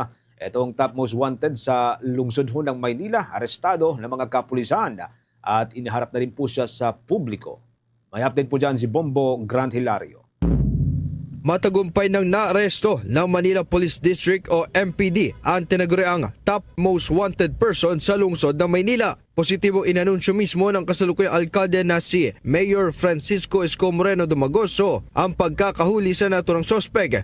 Batay sa impormasyon at ibinahagi ni Manila Mayor Dumagoso, ang naarestong individual ay sospek sa kaso murder matapos patayin ang isang biktimang estudyante sa Tondo noong 2023. Kinilala ang nabanggit na most wanted person na si Prince Ethan Cruz na siyang personal pang ipresenta sa publiko ng alkalde. Alinsunod nila ang naganap na pag-aresto ng mga operatiba ng Police Maynila sa implementasyon ng warrant of arrest at pagharap sa suspect o manhunt ng mga intelligence at tracker teams.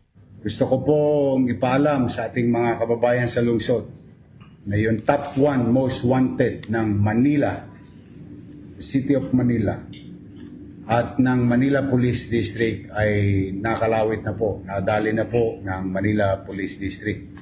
Nasa inyo pong harapan, ito pong suspect sa isang krimen na nangyari noong 2023, October, at ang biktima ng suspect ay isang taga-Tondo, taga District 2, Manila. Ang pangalan po niya, Cruz Prince Ethan Zapata, under warrant of arrest o name Cruz Prince Ethan, committed a murder.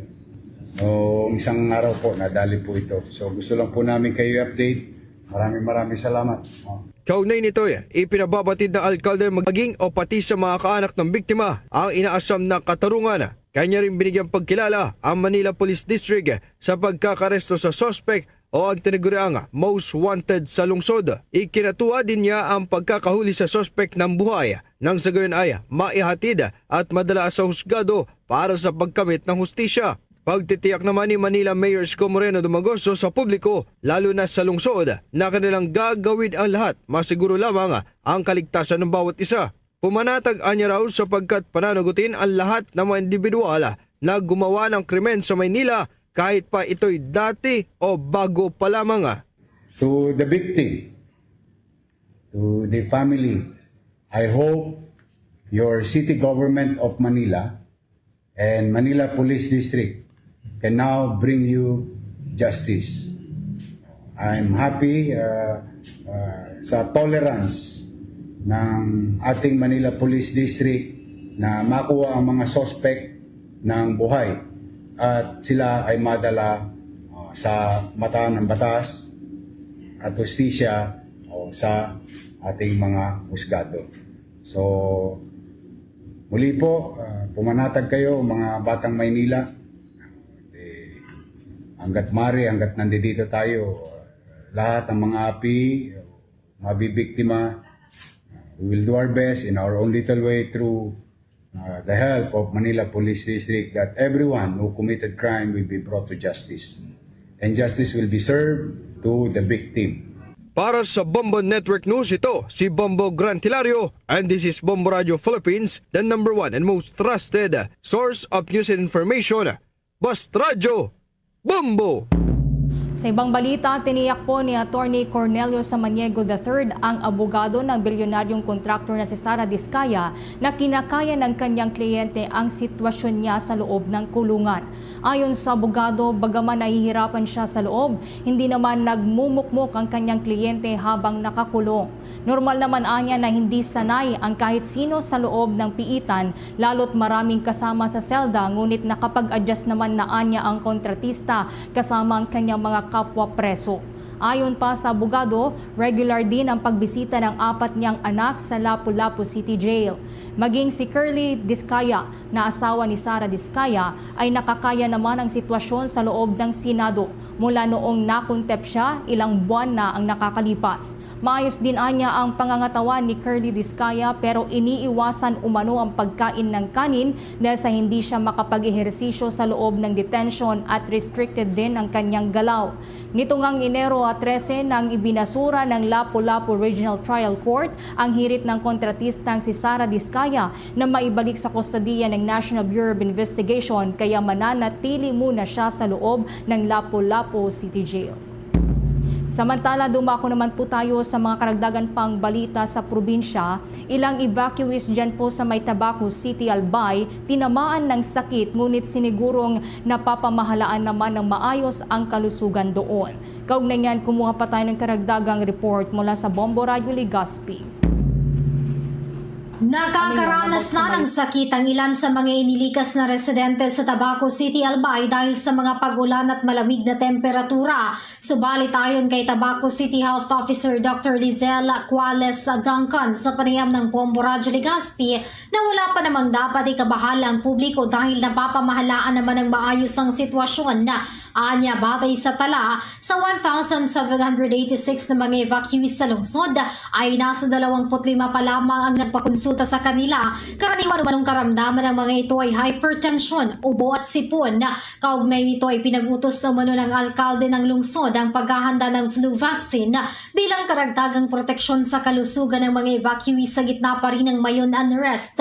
Samantala, nagbabala naman si Dr. Duncan na ugaliing magsuot ng face mask dahil posibleng matrigger ang mga may asthma, lalo pa kung magkakaroon ng ashfall at iba pang aktibidad ang bulkang mayon.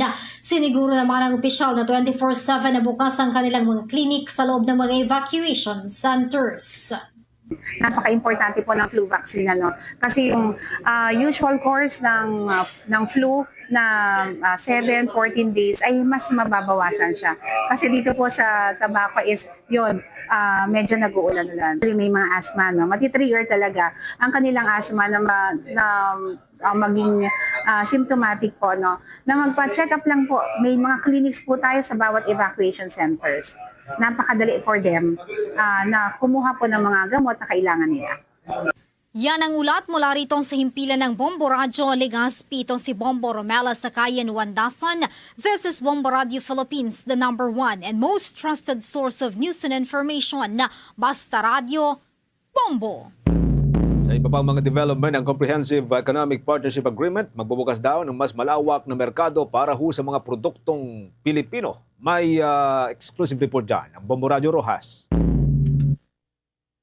Formal nang nilagdaan ng Pilipinas at United Arab Emirates ang Comprehensive Economic Partnership Agreement o CEPA sa Abu Dhabi na itinuturing na isang makasaysayang hakbang dahil ito ang kauna-unahang free trade agreement ng Pilipinas sa ibang bansa sa Middle East. Nasaksihan ang lagdaan ni na UAE President Sheikh Mohammed bin Zayed Al Nahyan at Pangulong Ferdinand Marcos Jr. na kasalukuyang nasa UAE para sa kanyang unang overseas visit ngayong 2026. Ayon kay Bombo International Correspondent J.M. Palmares Avellino, Direkta sa United Arab Emirates, mahalagang kasunduang ito hindi lamang sa antas ng gobyerno kundi lalo na para sa mga Pilipinong nagtatrabaho at naninirahan sa UAE. Anya, malaking oportunidad ito para sa mga produktong Pilipino na mas madaling makapasok sa Middle Eastern market na maaaring magbukas ng mas maraming trabaho at negosyo para sa mga kababayan, lalo na sa sektor ng agrikultura, electronics at maliliit na negosyo. Dagdag pa niya, positibo ang pagtanggap ng Filipino community sa pagbisita ni Pangulong Marcos dahil ipinapakita nito ang pagpapalakas ng ugnayang pang-ekonomiya ng dalawang bansa. Sa ilalim ng Comprehensive Economic Partnership Agreement, inaasahang bababa ang taripa at mga hadlang sa kalakalan na magpapalakas sa pamumuhunan at kooperasyon ng pribadong sektor, bagay na makikinabang hindi lamang ang malalaking kumpanya kundi pati ang mga small and medium enterprises ng Pilipinas. It was the President Bongbong Marcos arrived in the UAE 2 days ago, and it was well represented along with our Consul General and our Ambassador, along with our trade and industry. It was a very good mutual understanding between the Philippines and the United Arab Emirates about clean energy, sustainability. All the community leaders also were there and meted the President in Abu Dhabi. Mula dito sa Bombo Radio Rojas, para sa Bombo Network News, ako si Bombo Lindsay Ermitan Ubade. This is Bombo Radio Philippines, the #1 and most trusted source of news and information. Basta Radio, Bombo!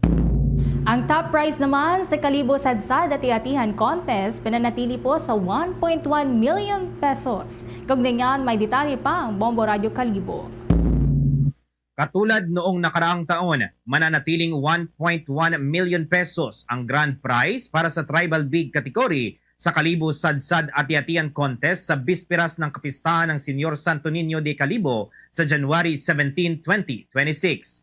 Ayon kay Boy Ryan Zabal ng Kalibo Ati-Atihan Festival Board, halos 95% ng handa ang 31 contingents mula sa iba't ibang kategorya sa Tribal Big, Tribal Small, Balik-Ati at Modern Tribal.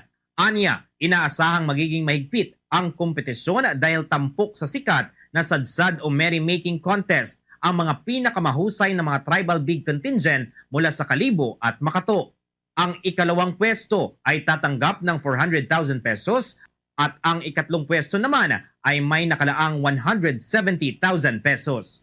Batay sa mga kalahok ngayong taon, ipinasiguro ng defending champion na Tribo Linabuanon ng Linabuan Norte Kalibo ang kanilang kahandaan laban sa kanilang pinakamalakas na katunggali. Ang Kalibo Sadsad Ati-Atihan bilang parangal kay Señor Santo Niño de Kalibo ay magtatampok na humigit kumulang 3,200 participants na nakasuot na makukulay at masisiglang costume. Magtitipon ang mga tribo sa Osmeña Avenue Capitol sa January 17 at magsisimula ang contest bandang alas 8 ng umaga mula Osmeña Avenue patungong Kalibo, Pastrana Park. Sa final phase na ng preparation sa Kalibo Sadsad Ati-Atihan Contest 2026. Yung mga costume nila, yung ginagamit nila sa pagsadsad ay halos tapos na. At kailangan na lang mag-retouch sila para sa kanilang mga costume para pagdating na January 17, Sabado dito sa Kalibo Aklan ay meron tayong contest mag-umpisa ng alas 8 ng umaga. Para sa Bombo Network News, mula dito sa Bombo Radio Kalibo, Bombo Vince Josh Reyes nag-uulat, and this is Bombo Radio Philippines, the #1 and most trusted source of news and information. Basta Radio, Bombo! Mula sa may Ati-Atihan Festival, update po tayo sa Dinagyang Festival mga kabombo. Ang mga otoridad maglalagay daw ng mga mobile na kulungan para yan sa mga manggugulo. Kasabay po ng mga aktibidad na nasa ilalim ng Dinagyang Festival 2026. May update po dyan ng Bombo Radio Iloilo. Maglalagay ang mga otoridad ng mga kulungan para sa sinumang manggugulo kasabay ng mga aktibidad sa Dinagyang Festival 2026. Sa panayam ng Bombo Radio kay Jail Senior Superintendent John Montero, Director ng BJMP6, sinabi nito na inaprubahan na nila ang request ng Iloilo City Police Office or ICPO na mga prisoners van. Ayon kay Montero, 4 na prisoners van ang kanilang ipinadala at nakadepende na sa ICPO kung saan nila ito ipupwesto. Hiniling naman ng mga kapulisan sa publiko na iwasan na gumawa ng gulo o sumali sa anumang kaguluhan upang hindi makulong sa nasabing prisoners van.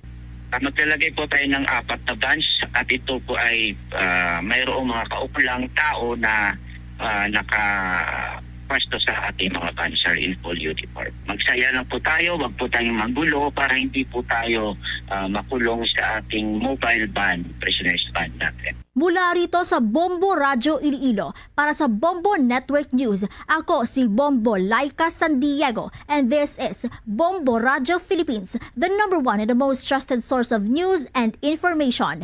Basta Radio, Bombo! Kaugnay pa rin po ng Dinagyang Festival, ang Iloilo City muling inimbitahan ng Tugigaraw na makibahagi sa inaabangan na Illumination Street Dance Competition. Kaugnay niyan may report ang Bombo Radio Tugigaraw. Muling inimbitahan ang Luzon ng Iloilo ang Tuguegarao City na makibahagi sa kanilang Illumination Street Dance Competition bilang bahagi ng kanilang Dinagyang Festival ngayong buwan ng Enero. Kaugnay nito, inaprubahan ng Tuguegarao City Council ang isang resolusyon na nagpapahintulot kay Mayor Myla Tingke na pumasok sa isang kasunduan o Memorandum of Agreement sa punong lungsod ng Iloilo. Sinabi ni Tuguegarao City Tourism Officer Gina Adukol, magbibigay ng subsidiya ang lungsod ng Iloilo na nagkakahalaga ng ₱250,000 na gagamitin o pamasahe ng mga dancers at drummers na kalahok sa nasabing kompetisyon.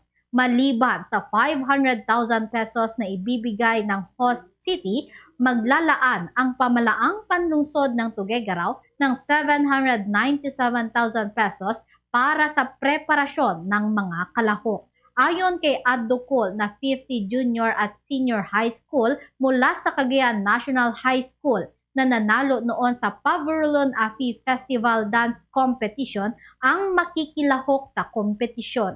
Ito na ang pangalawang beses na sumali ang Tuguegarao sa Dinagyang Illumination Street Dance Competition kung saan nakuha ng lungsod ang ikalawang pwesto sa una nitong pagsabak. As per the information I gathered during our first participation, yung binibigay nilang subsidy to all the LGUs who participates in the festival comes from the sponsors.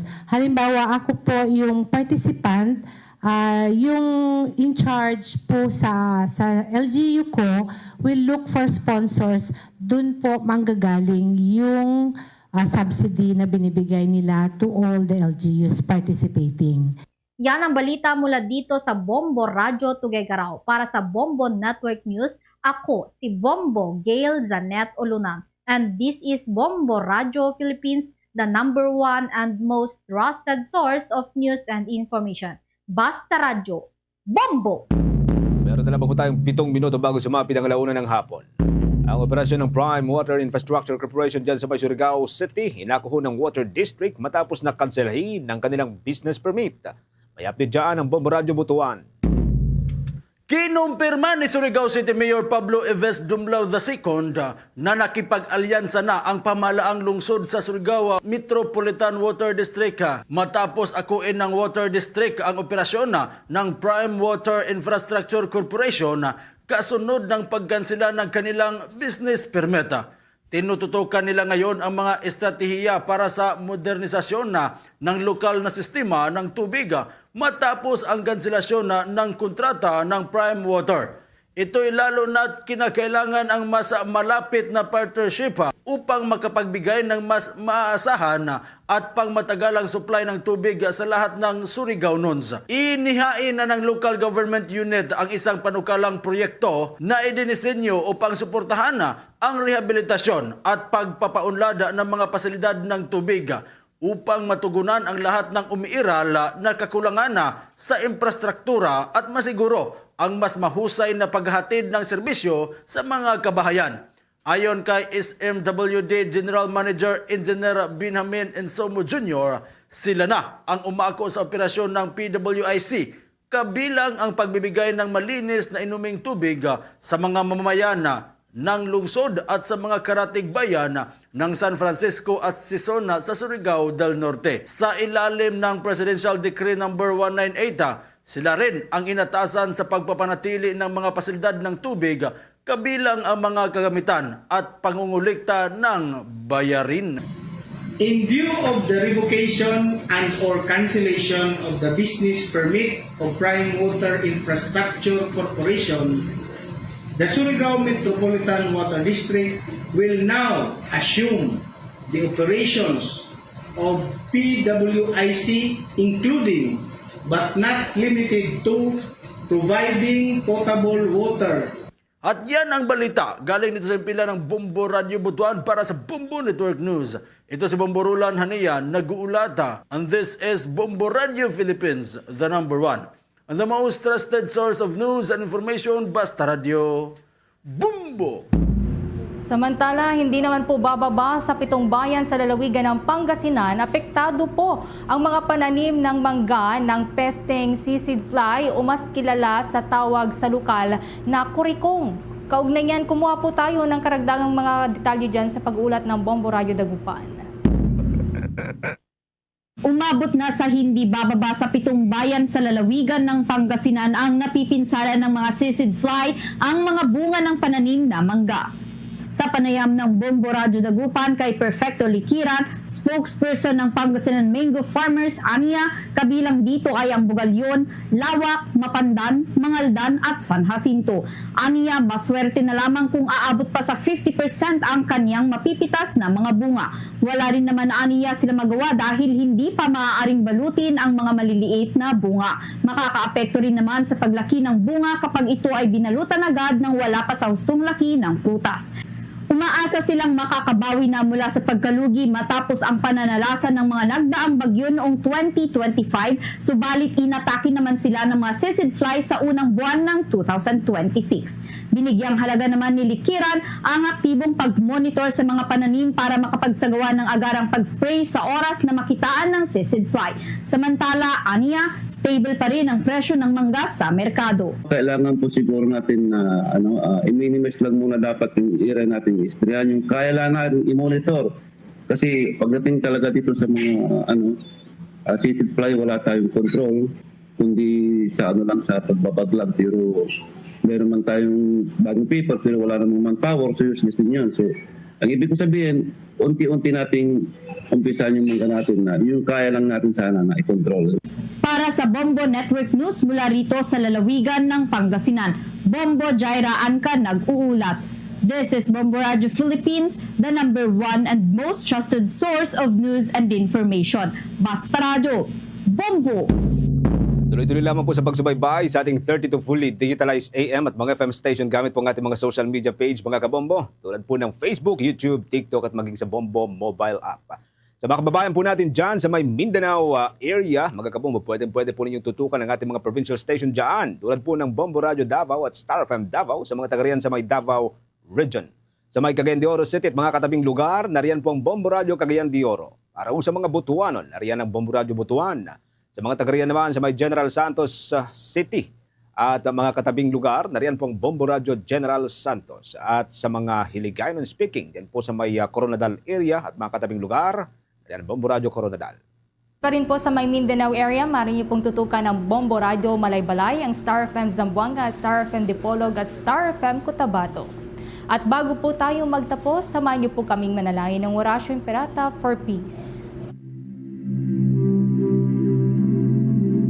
God, our Heavenly Father, Lord of peace and justice, we humbly come before you during this time of escalating geopolitical tensions in our part of the world. Through the years, you have sustained our faith in you as a nation. It is our faith in your divine providence that has made us survive the countless natural and human-caused calamities that have come our way in our history as a people. Spare us, Lord, from the horrors of war. Hear our pleas as we cry out to you. Have mercy on us, Lord. Rescue us from the malevolent forces that influence world leaders. For we believe that our struggle is not against flesh and blood, but against their rulers, against the authorities, against the powers of this dark world, and against the spiritual forces of evil in the heavenly realms. We pray for your leaders entrusted with making crucial decisions for our nation.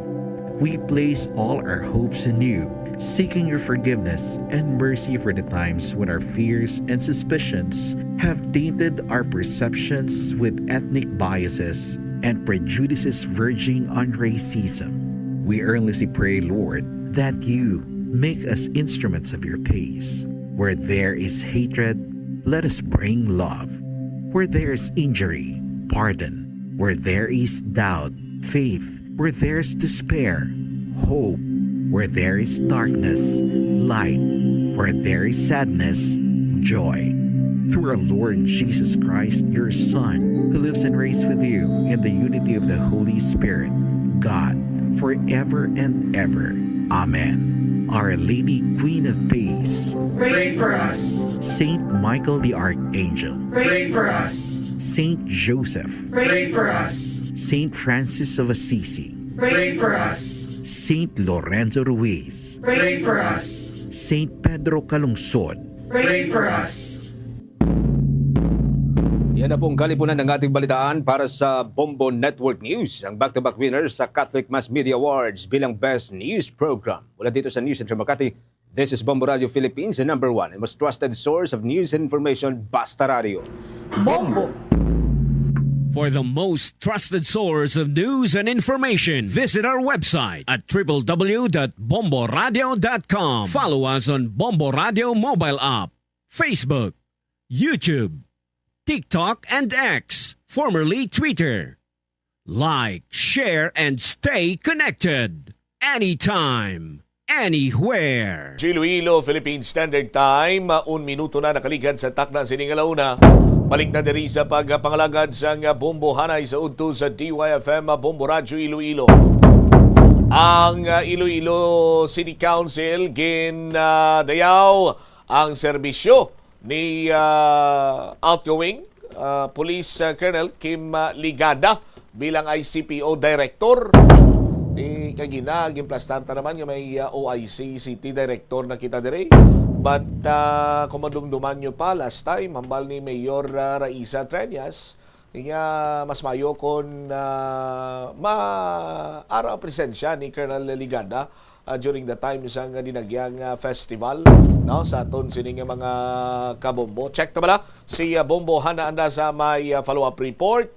Bombo Hana, please go ahead.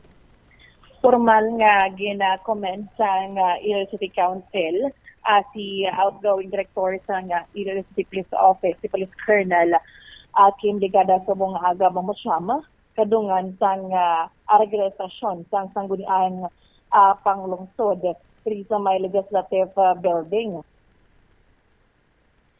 Ang ining regresasyon ginatambungan man sa iban pang mga station commanders sang police station sa mga siyudad sa Iloilo, Iloilo City Police Station 1 to 10 nga mga hepe ang nagkaridiri sa may sangguniang panglungsod kaupod si Police Colonel Kim Ligada agad magbaton man diri sang commendation sang Iloilo City Council. Ginpasalamatan sang mga konsihal si Police Colonel Kim Ligada sa iyaman nga serbisyo kung nagri nagpasalamat man si Vice Mayor Lance Baronda, si Councilor Alan Zalivar, Councilor de la Liana, Councilor Cedric Cabaluna, at si Councilor Johnny Yang ang nagpasalamat diri kay Police Colonel Kim Ligada sa tion man sang iya serbisyo diri nila sa Iloilo. Si Councilor Cedric Cabaluna at si Councilor Alan Zalivar again specify kung sabihin man ang pagpasalamat diri niya kay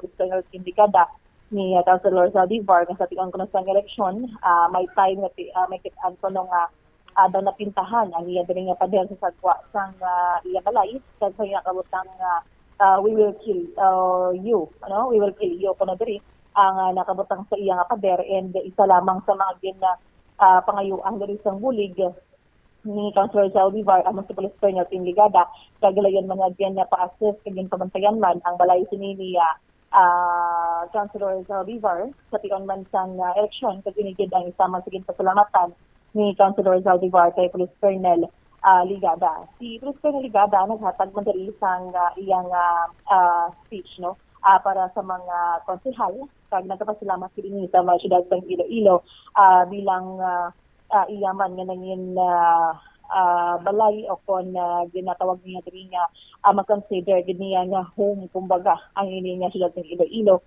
kag paghatag man sa oportunidad nga maka-serbisyo bilang direktor sang IPPO diri sa mga syudad sang Iloilo. Ini man gin pasalamatan ni Police Colonel Ligada ang mga pumuluyo kag mismo nga mga station commanders niya kaupod sa serbisyo nga nangin mintinarman ang peace and order sa iya nga pagpamuno sa bulig man sang mga hepe nga kaupod niya Bombocham.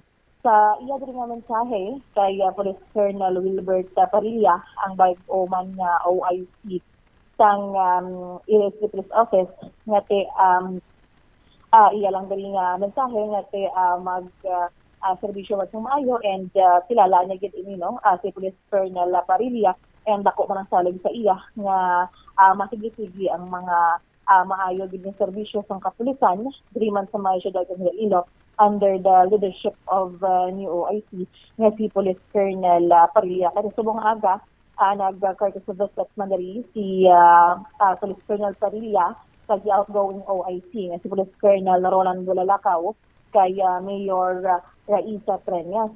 Daging lahog pa ganito man iban mga konsyal si Police Colonel Kim Ligadang may ara pa kami isang mga release nga mga patrol cars kasi man pang makagamitan usually ginatmate ng city government sa kapulisan, but then ang again lahog nila nga basikon na pwede nga makabalik pa si Police Colonel Ligada diri sa syudad ng Iloilo bilang director sa liwat, and Police Colonel Ligada will accept it briefly man and sa ining ilaman nga pag hinyo if ever gid man, but then ang subong nga hinyo lang man sang outgoing director nga makapahuway or makabarabakasyon man in just 1 or 2 weeks lang gid after sa ining pag-relieve sa iya kasi subong wala pa man sang specific gid nga posisyon nga ginhatag diri nga Police Regional Office sa iya, but then sa Police Regional Office ini siya ipagkasailawan basta wala pa sang specific nga posisyon. So ini man ang hinasulat man ni Police Colonel Ligada, and isa man sa mga gadiyon subong at ang pag-assist man sa bagong OIC asang IPPO para sa palabuton nga Dinagyang Festival. Ipabatid natin lang yung pahayag ni Police Colonel Kim Ligada. For me, I am very happy kag I really appreciate this giving of appreciation sa akon nga nangin serbisyo diri sa Iloilo City, and together man sa akon yung mga station commanders, because without them hindi ko gid ni ma-achieve ang mangin madinalagon sa during my stint as the city director. Ang imong replacement o ang OIC in-relieve naman, sir. Any chance nga mabalik ikaw sa Iloilo City? Sa muna nga bagay, it's not my decision. For me, for the past 1 year and almost 6 months, I have already done my part. Bonus na galing na sa ako, nakalabot ako sa muna kadugay. And I am very happy that I was appreciated by no less than our city council kag na batyagan ko man ang pagsuporta sa akon sang aton nga pinalangga mayor kag ang mga especially ang mga pumuluyo gid sa Iloilo City. I hope ang kalinong kagatawhay maging padayon sa syudad sa Iloilo, because we have done our best, and pinaagi man sa pagkooperar sa tanan sang aton team ICPO.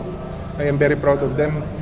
They are during my stint they have given to me their full support kag I really appreciate it sa ilang mga paghimakas no. Sa inyo man no, sa members of the media kamo gid ang nag-alalay sa amon kag palabot man sa atong mga pamuluyo sa mga advokasya namon kag tanan nga mga proyekto sa ICPO. So ano ba consider mo sir nga pinakadako nga accomplishment sa pag-stay mo sa Iloilo City Police Office? Ang pag-recognize sa amon as back-to-back best city police office at the national level, so is more than enough siguro nga it's a testament sa paghimakas sa aton ng mga tao. Sir, yung relief came in time nga ang city nag-prepare sa major events like ang Dinagyang and ang atong pag-host ng ASEAN meeting. Ang iba na sir ng mga preparations in place na inisang before ka mag-relief? Yes, so since September last year, no, nagplano na kita para sa Dinagyang and ASEAN. No, in place na ini kung sino man ang magbulo sa akon. Kuan na ni siya no ang plano nakaplastar every year ginaobratanan kag hindi naman ni bag-o para sa aton nga mga personnel kag even ang augmentation they are familiar with what we are doing here during this kind of big events. So with the Police Regional Office 6 no at the helm wala man problema gid ang aton nga paghiwat sang Dinagyang. Sir, do you have any message, sir, kay Sir Parilla, the new OIC of ICPO, sir? Yes, ang akon nga underclass no si Police Colonel Parilla is a very hardworking officer and I am very sure nga he will be up to the task. Ang iyang work ethics no sa iyang mga previous assignments is very commendable man. Kag maka-adjust na siya sa Iloilo City. And I hope nga mangin makakuan man siya especially sa inyo. Available siya all the time. So right now, sir, din na ikaw i-assign after sa subong wala pa ako sang assignment. No? Namin matagaan kita sa gamay nga bakasyon. Isa lang o 2 semana. Na batian naging pahayag ni Police Colonel Kim Ligada ang outgoing director sa Iloilo City Police Office, Bomotcham. All right. So, ati expect ron naton makita ta si Colonel Ligada sa 23, 24, 25 ang ara siya, present siya, arang iya siling presensya during sa amusin ang mga inadlaw kay tingin hingyo ni Mayor Inday. Yes, Bombo Champions na ginhingi ni Mayor Peñas sa Police Region Office 6, yara mag-assist si Police Colonel Ligada kay Police Colonel Parilla bilang mag-asing OIC sa ICPO when it comes to security measures sa kapulisan for Dinagyang Festival. All right. So, in place naman kay ang barga ni Colonel Kim nga September pa lang ginaplanuhan na ni ang security measures during Dinagyang festival. Kagati very familiar man si Colonel Kim sa kay Colonel Parilla. Hindi na mabudlay ang ginatawag sining pag handover sa iya sa kay gayunan nga magpamuno sa ICPO. And of course, ara man siya mag-assist sa during Dinagyang festival. Yes, tama ina Bomotcham. Yara naman in place naman ang security measures sa ICPO for Dinagyang Festival. All right. Ini si Bombo Hana Mendoza Andasa, and this is Bombo Radio Philippines, the number one and most trusted source of news and information. Basta Radio, Bombo. Salamat gid na Bombo Hana Andasa sa imo sining follow-up report. Ang importante sinadri banwang ati masiguro naton nga wise ang anuman sini iyang pangalang-alang nga mag-enjoy kita kag ma-celebrate naton sang kompleto ang Dinagyang Festival 2026. Pinagi man karon sa pagpasiguro sa aton sini mga kapulisan, partikularmente sa Iloilo City Police Office with the assistance of Police Colonel Kim Ligada. Nga ti siyempre safe kita sa aton siniyang celebration. O galing kit hindi mo gid maimbitar, may mga sirkumstansya, may mga hitabo. Nga ti kabahin sang pagtilaw sa karir sang aton siniyang mga uniform personnel.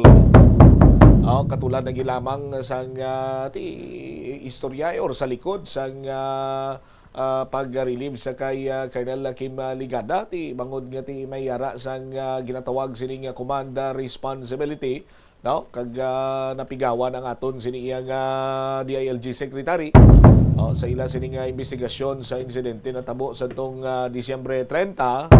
Di mo ning agin islan si Colonel Kim Ligada. Pero ti siyempre hambal ni Colonel Ligada sinyo ti di man kami mag back to back nga best police makakuha sa best police office, no, city police office, sang makadwa ka beses kung pingado ang apon siniyang performance. 14 minutos na nakaligad sa takna sining launa driman sa palatuntunan na bombohanay sa Udto. Standby sa aton sining mga kabombo sa dugang mga balita kag impormasyon. Ginaabi-abigid, no, sang aton man sini kapulisan sang City Drug Enforcement Unit ang bulig sang pumuluyo, no? Bangod sa bulig sang pumuluyo ti natumod sang aton sini kapulisan, particularmente sang City Drug Enforcement Unit ang mga tawo nga nagapalapta sang illegal siniyang droga. That is why kung manotisyaran ninyo halos tagsa ka matag-adlaw may ara sang ginapatigayon siniyang bypass operation. Diri sa syudad sang Iloilo sang damlag lang ti nakuhaan to mag-utod pila to 18 milyones ang nakuha sila siniyang illegal drugs sa aton sining mga kabombo kag ti siyempre may ara man sang award ganing agin hatag para sa kay Police Captain Roque Jimeno. Sa upod sila ni Police Major, no? Major kuno magsala Police Major Dadji de Lima sa ilang sining nga performance kontra illegal nga droga. Pero sa gihapon ginabi-abi sang CDEU ang bulig sang pumuluyo, no? Nagapakita lamang ti ang kooperasyon sang pumuluyo magabungagid, no, kung kontra ilegalidad, kriminalidad, partikularmente paglatas kag pagtumod, subong man pagpangdakop sining mga durugista. Sa report, Bombo Brian, please go ahead.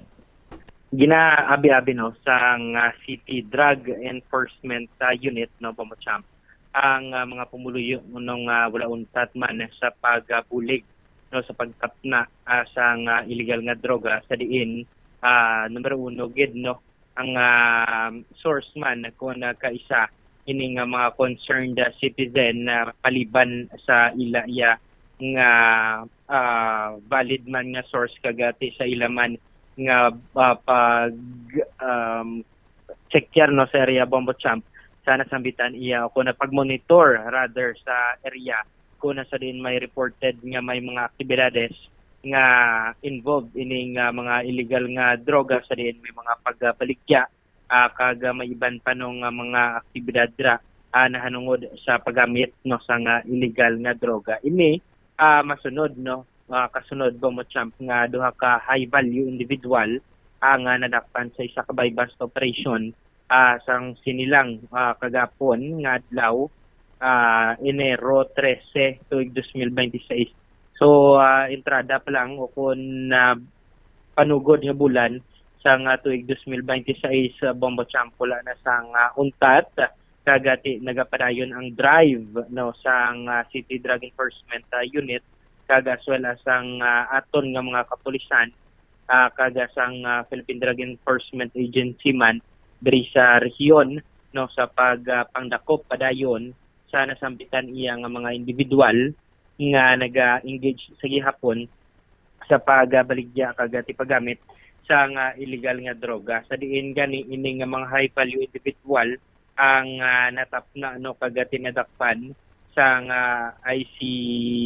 ICPO CDEO sa may area sa River Plains Subdivision sa may Barangay Lanet Haro. Sa interview no sang Bombo Radio kay Police Captain Roque Jimeno, iyagid no ginapasalamatan no Bombo Champ. Pisar no kung kaisa may mga pangalang-alang pa sa mga pumuluyo si hadlok man na madalahig o na balikan no Bombo Champ, pero sa sining nga kaso sa damlag lang natabo Bombo Champ ang information nagikan man o kung ginvalidate Manila nagikan sa isa ka report man sa concerned citizen nga sa nasambitan iyang area sa diin nakita sini nga masami no madamo nagapakadto pa kari nagapagwa pasulod sa iyang barangay kagati ginakakugmat kag ginakakulbaan Manila tungod aware no ang mga concerned citizen nga may mga aktibidades dira na hanungod sa illegal nga droga kagati sila man mismo nagpahayag nga kung may patigayonon gid man hinali nga mga bypass operation kagati di man imposible no kung nagkaisabi may nagabato kagati may nagakontra no sa aton nga mga otoridad sa tion nga nagapatigayon sa bypass operation ang ginakulbaan nila sinikon magtiniruhay o na may maulamit ni iba niya tawo o na civilian man nga hindi iya involved sa nasambitan nga mga illegal no nga aktibidades dira sa area. Ang operasyon ng ginapangunahan ni Police Captain Roque Jimeno III, ang officer in charge no sa City Drug Enforcement Unit, kaupod no ang RIU 6 kag ang ICPS 3 kung Iloilo City Police Station 3 kag na-recover gani sa mga suspect ang isa ka heat-sealed plastic sachet nga ginapatihan siya bungag ginagamit no sa bypass operation kag walo pa no ka heat-sealed plastic sachet kag tatlo ka nut-tied plastic bag nga may ginapatihan man nga nagaunod no sa illegal nga droga. Sa kabugusan no ang nakumpiskar 220 grams nga may standard drug price nga 1,496,000. So entrada pa lang nga bulan sa tuig na ini minilyon na no ka illegal drugs ang makumpiskar kag madakpan sang aton nga mga kapulisan kag ginapahayag man ni Police Captain Roque Jimeno nga hindi man no agad-agad o kun ura-urada ginadakop nila so nag-conduct pa sila sang monitoring kag surveillance sa Bombo Champ nga nagadugay pa sang sinimana o kun binulan para ma-validate no kag ma-verify ang mga suspect bag-o patigayunan sang nasambitan iya nga by bust operation. Yari bila pamatian naton ang pahayag ni Police Captain Roque Jimeno III. So apan sang report sa aton no sa aton nga naghatag sa aton sang information, nag-complain na nahadlok ini madalahig sila which is nga dira lang sila sa neighbor niya kag ilan niya pangabuhi tarong nakulbaan niya sa seguridad sa kabataan kag siya man mismo kay basi daw na kadamo sa tawo nga in and out pag basi mag-conduct bypass operation magtiniruhay so basi madalahig sila so that's why nga nagkadto ni sa aton sa may ICPO sa office sang CDU para ma-report ang amuna nga alleged nga may baligya droga da so that's why nga nag-take action kita naganda kita mga almost 2 months of discreet monitoring naton kag validation until such time nga nakakuha kita sang civilian informant pagid na makatudlo o makaupod siya sa pag-amit sa illegal nga droga. That's why na nagbudin nila ng aton na pag-conduct sang bypass operation against siya. Sir, sili nga 2026, paano sir ang drive naton sa CDEO sir? Padayon kita sa gihapon sir sa pag-tap na sining mga illegal drugs. So as long ara sa aton ang pumuluyo, gabulig sa aton, why sila nahadlok mag-report sa aton. So kita as a police officer kami trabaho namon nga without fear or favor. Kung ano ka man, ako ka man, o gamay ka man, as long na masigurado namon sa positive ka sa amon nga validation kag monitoring na positive ang minakomplainsin mo. So kandakan ni gaman namon sa law enforcement operation or drug bypass operation. Nabati si Police Captain Rocky Jimeno Bombo Champ kagati amumano ang padayon ang ginahimo sa aton nga mga otoridad hindi lamang sila sa CDU mangin ang sa provincial kagati sa region naton sa din gani ginatupod ang mga entry points diri sa may isla sang Panay kagati sa bilog nga region 6 sa Bombo Champ agod matap na ini kaga mas striktong operasyon batok sa illegal nga droga sa syudad sa Iloilo kag ginapanawagan gid sa gihapon ang publiko nga tidako gid mabulig sa paghatag sa impormasyon agod mapunggan ang paglapta kag hindi na makatuga sa ano paman ang ilabi na makaguba sa boss damlag iya kung kaisa may mga kabataan nga ginagamit nga involved sa nasambit iya nga mga illegal nga aktibidades na hanungod o kung may kaangtanan sa illegal nga droga. Bombo Champ. All right. Ini si Bombo Brian Gonzalez and this is Bombo Radio Philippines, the number one and the most trusted source of news and information. Basta Radio, Bombo! Salamat gid na Bombo Brian Gonzalez sa imo sining follow-up report. So, pamatod lamang ini nga kung magkooperar ang mga pumuluyo, magpangibabaw ang ila siniyang pag-ulikid sa ila sining buwas damlag, magpangibabaw ang kaisog nga magdangop sa aton siniya kapulisan, mayara gid sang miura, sa pagpangdakop sa mga kriminal, partikularmente sining mga durugista. Kay sa tuanay sa aton sining mga kabumputi. Hindi man lipod sa ibalo naton nga may pipila or kalabanan sang mga pumuluyo diri mas nahadlok pa ya sa mga durugista mo.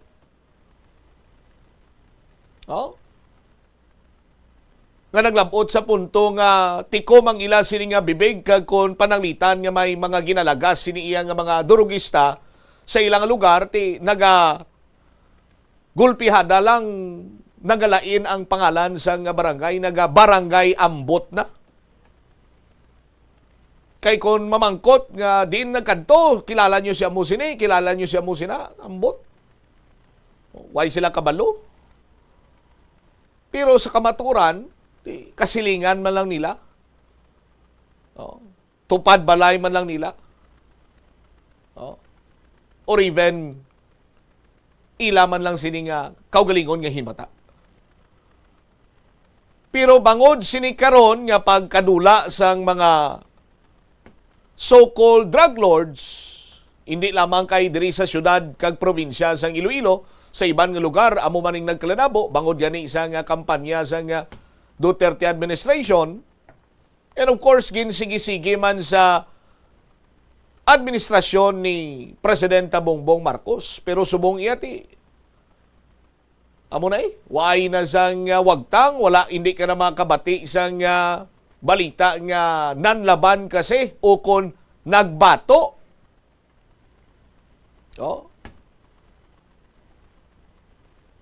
Pero sa gihapon may pipila na kita ka mga ihemplo just like sa mga ginikanan nga mismo among nagadangop sa kapulisan para nga ipadakop ang ila sini nga anak.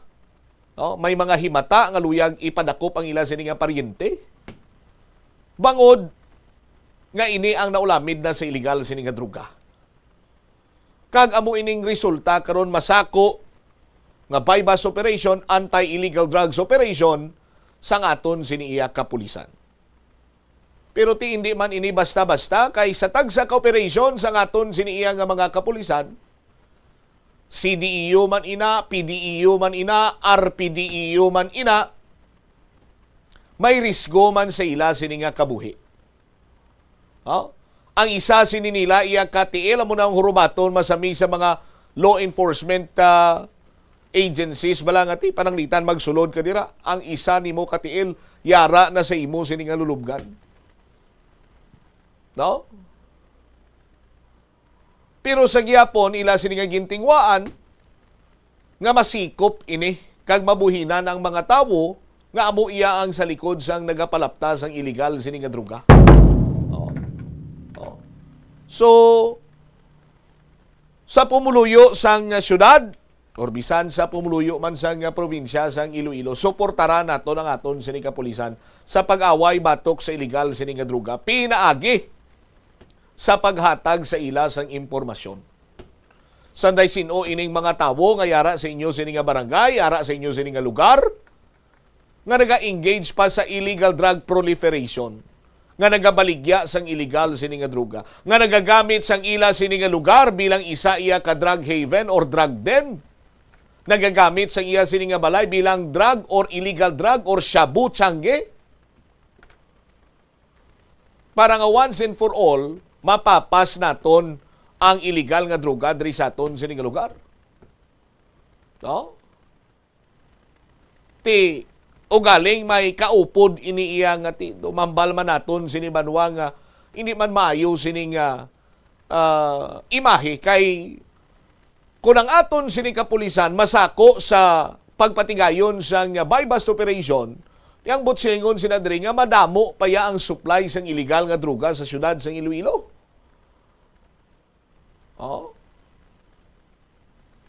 Kag daw halos nga wala naganubo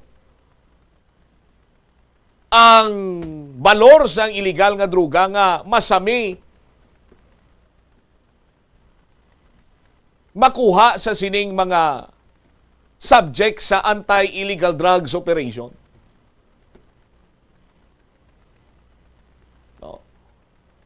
Ti pasalamat kita kay aktibo katama ang aton siniiyang kapulisan, but mas labing maayo pagin siguro kung tutukan kung sa diin inigahalin, paano nakasulod, hilabi pa.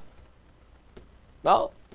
Kati pila na lang ka mga inadlaw or more than 1 week na lang ang aton siningang ginahulat kag magasulog na kita sang Dinagyang Festival 2026. Kag we know for a fact nga kung diin ganito mayara sa mga aktibidades hilikuton, dira man ina kag nagaduging sini ang illegal nga droga. Tikon sa bahin karon iya sang IPPO, bantayan sini nila ang mga puerto nga posible agyan sang supply sang illegal nga droga para makasulod sa probinsya, nga makasulod man diri sa syudad sang Iloilo. Ti sa bahin sang syudad sang Iloilo luyag man naton nga mapunggan ina nga hindi na diri makasulod sa aton. Kag magdinuging or magbaha iya ang illegal drug sa palabuton sining Dinagyang Festival sa aton sining mga kabubo. Hindi lang kay illegal nga droga o kung ang ginatumod naton diri ang shabu. Lakip ng iban pagin sining nga ginadumilian sining nga droga katulad sang marijuana kag mga party drugs ganiyo. Tinagalaom kita nga sa pagpungko ni Colonel Parilla bilang ang former assignment sini Banwa or ang iya sining assignment amo iya ang head sang Regional Intelligence Division.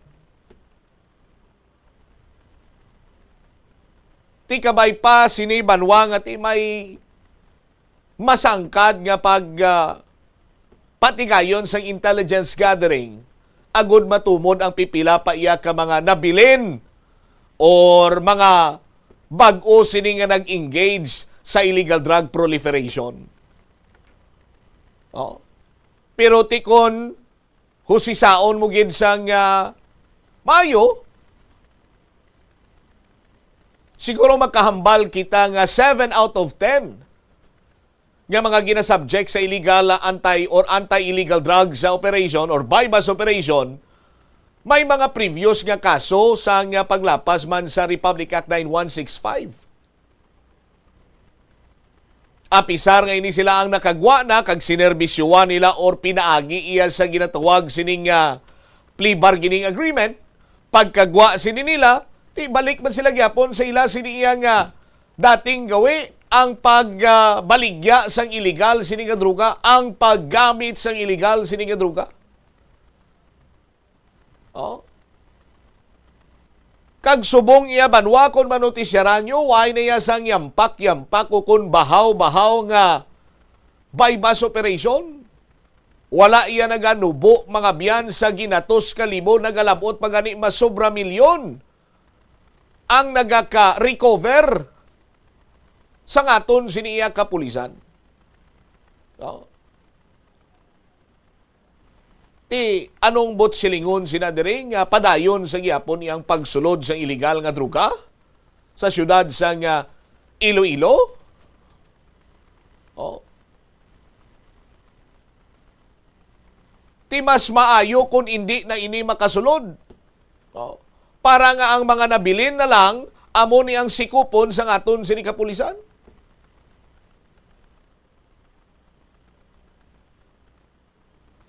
Agod nga kon pananglitan, masikop na iya ang illegal nga droga diri sa syudad sa Iloilo, ti makafocus man sa iban siniiyang nga mga trabaho or anti-crime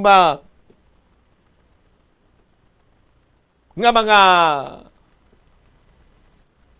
katungdanan sa ngaton sini kapulisan. Oh, just like sa paggalagas naman sa mga kawatan, mga grupo sa termite gang, kag iban pa siniiya banwa nga mga criminal activities. Sa aton sini karon iya nga syudad sa Iloilo. Pero sa gihapon, no? Aton man sini nga ginaabi-abi ang effort sa aton siniya kapulisan sa pag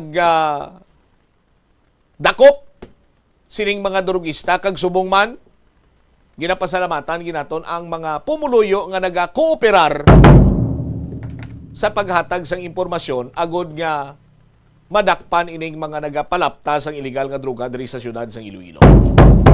35 minutos na nakaligad sa takna sining alaw na pagbalik nato na banwa dugang pagin sining nga mga balita kag impormasyon. Resolusyon nga nagasuporta sa panawagan sa mga local leaders nga i-address ang krisis sa industriya sang kalamay ginpasar sa provincial board. Lakip ng dugang pagin sining karon nga mga balita kag impormasyon na diri man sa palatuntunan na bombuanay sa udto balikan ta matapos gilamang pila ka importante nga mga pahanumdom. Yan na rin sa eksperto kung kwarta ang paghambalan. Apesar limitado ang imo abilidad nga mag-invest, ang gamay nga contribution sa investment accounts ang makabulig sa imo nga maggamit ang earned money nga maka-generate sang dugang nga income. Ikonsiderar ang pagbukas ng retirement account o kung iban nga investment account. Ini nga pahanumdom ang ginadulong sa imo sang the #1 and most trusted radio network in the country, Bombo Radio Philippines. Basta Radio! Bombo!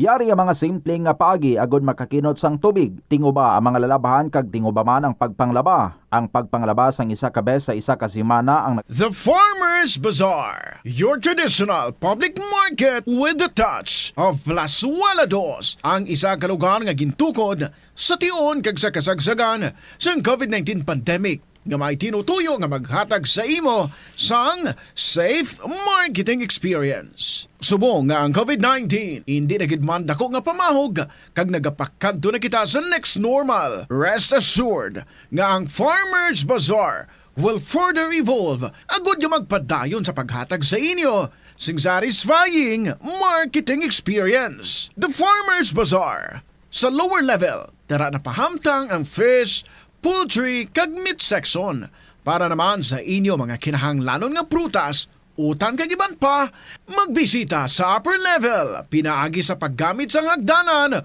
o kon sa pagkadto direkta sa parking lot. The Farmers Bazaar, your traditional public market with the touch of Plazuela Dos. Viva Señor Santo Niño! It will be back and more exciting than before. Pasigabong, a Bombo, Plazuela, and Star FM Showdown of the Bands. On day 2 of the competition, January 24, Saturday, grander prizes are at stake in Pasigabong. Open category. In the elimination round, the top 3 bands will be winning 20,000 pesos each. In the championship round, the first prize is 50,000 pesos.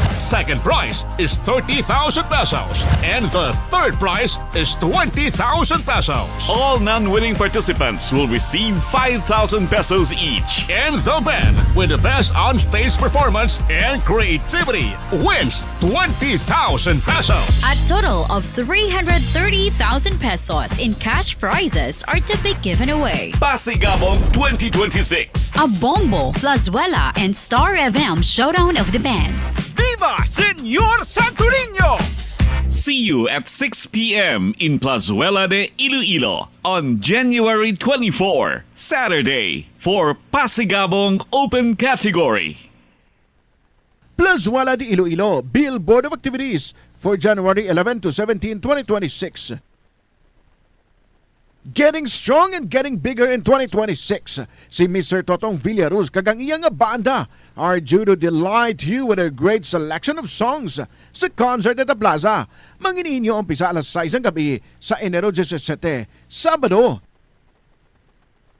Sa tion sa musical show, napulo ka mga matahom nga Plazuela de Iloilo Special Edition Mugs kag madamo pang iban ang igaparafol sa mga suki sa Plazuela de Iloilo. Sa Enero 18, Domingo, ginaagdang tanan nga mangin kabahin sa Eucharistic celebration nga paghahiwaton sa El Puente or the Bridge sa among adlaw alas 11 sang aga. Sa tion sang Holy Mass pangamuyo naton sa Ginoo nga tandugon ang kasing-kasing sa mga tawo nga involved sa anomalous flood control projects nga pamatian ang panawagan angot sa restitution. Plazuela de Iloilo, we remain to be one with you in the common hope for a better community in a progressive country in 2026. Nga, ginadubilian ang illegal nga droga. Makamamatay. Ang nagagamit sang shabu posible mapatay tungod sa cardiac arrest o kung hindi gani tungod sa drug overdose. Makaguba sang lawas. Makadulot ini sang pagkaguba sang kidney o kung pag-angkon sang hepatitis. Posible man nga malatnan sang acquired immune deficiency syndrome o kung AIDS. Maglikaw sa illegal nga droga para sa matawhay kag malinong nga komunidad kag pamilya. Yari ang mga simple nga paagi agon makakinot sang tubig. Kaayuha ang mga taga sa tubo o kon hose. Hindi tanan nga taga sa mahapos kagilayon nga makita tungod ang mga tubo o kon hose ang nakalubong sa duta o kon semento nga bahin sang balay. Kung magsigi ang mga tagas nga ini, mahimo nga magalabot sa 10,000 ka litro sang tubig ang mausik sa isa ka tuig. Maggamit sang leak detection tool o kon magkonsulta sa mga eksperto kung may pagpangduwa-duwa nga may tagas sa mga tubo sang tubig agod ini gilayon nga makaayo. Wala sang adlaw nga ginapili ang mga aksidente. Gani ari ang mga tips nga dapat tandaan sa tion nga nagamaneho. Una, regular nga i-check ang kondisyon sa salakyan, lakip diri ang tire pressure, bastante nga oil kag brake fluid, kag ang side mirror ang dapat nga yara sa insakto nga anggulo. Siguraduhon nga hugot pa ang mga breakers kag matinlo ang air filter. Ikaduha, mag-seatbelt apisar malapit lang ang kaduan. Ikatatlo, mag-signal sa tion nga nagaliko. I-on ang signal light kung ikaw ang yara sa ginabanta 300 katapaka halin sa imo likuan. Ini nga pahanumdom ang ginadulong sa imo sang the #1 and most trusted radio network in the country, Bombo Radio Philippines. Basta Radio Bombo! Paano ipabilin nga matinlo ang ginakaon nga mga prutas kag utan?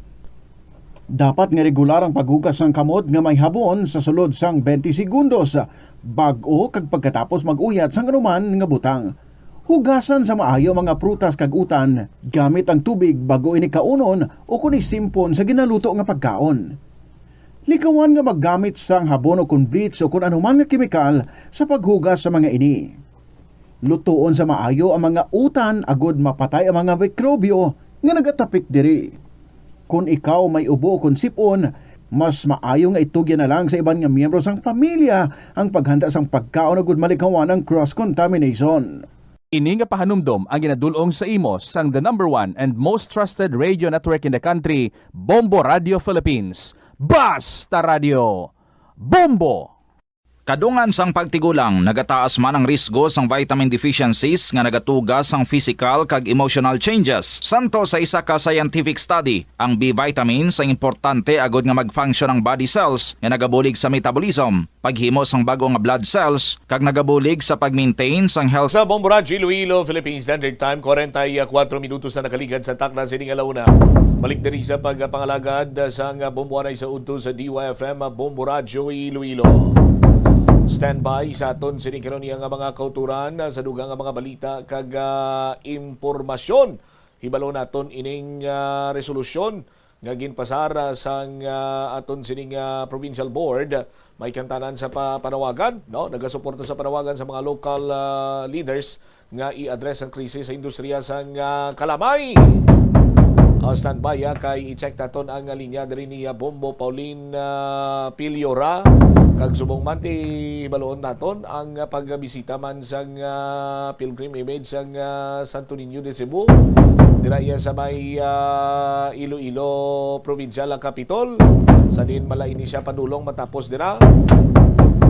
Standby sa aton man sining mga kasimanwa madamo man sa karon sang mga pabutyag sang pagkadismaya nga kon mayara lamang iya sang statement buyan against the Marcos administration ang sarang na makabig iya nga kun hindi citing to sedisyon ti death threat sa aton sini nga mga kabumbo.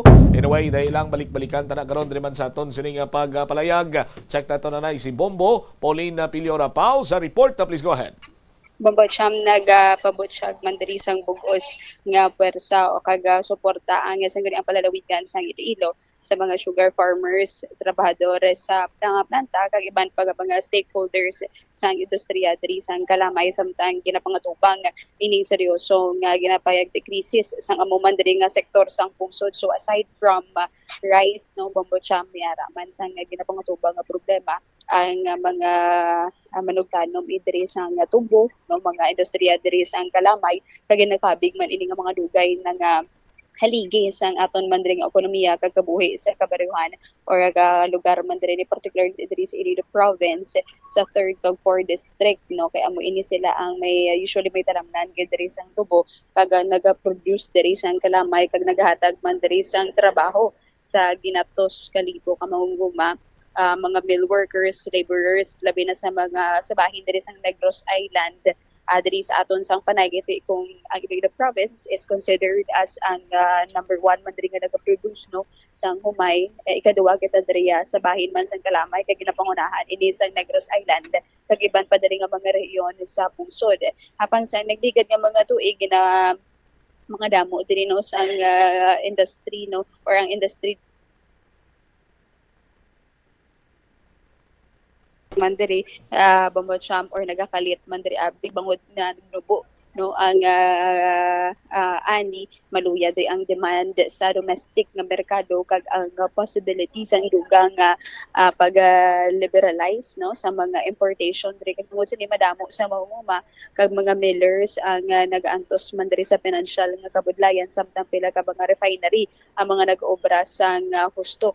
Ang sa isa diri ka open letter nga gintumod kay President Ferdinand Marcos Jr. ginpayag sang mga lokal nga leader nga nagakabalakain na sila sa panawagan sa pagtuman diri sang konkreto abi madinalagon man diri nga mga kumbaga madinalagon nga data driven nga solusyon kag ginpayag man nga hindi pagsuporta diri sa madamo man abi nga stakeholders. Bombo siyam so suno diri kay 3rd District Board Member Mark Palabrica muli ang sponsor sang programa Bombo siyam or sang resolusyon nga nagapanawagan diri sa may bahin man sang national government nga mag-control man diri abi kay last time ang Department of Agriculture gin extend ining pag-ban diri sang importation. So instead of September 2026 gin-extend ini siya sa until December 2026. So pahayag diri sa sangguniang panalawigan mga bagapagalayon sa pagpatigayon sa mga dugang man diri nga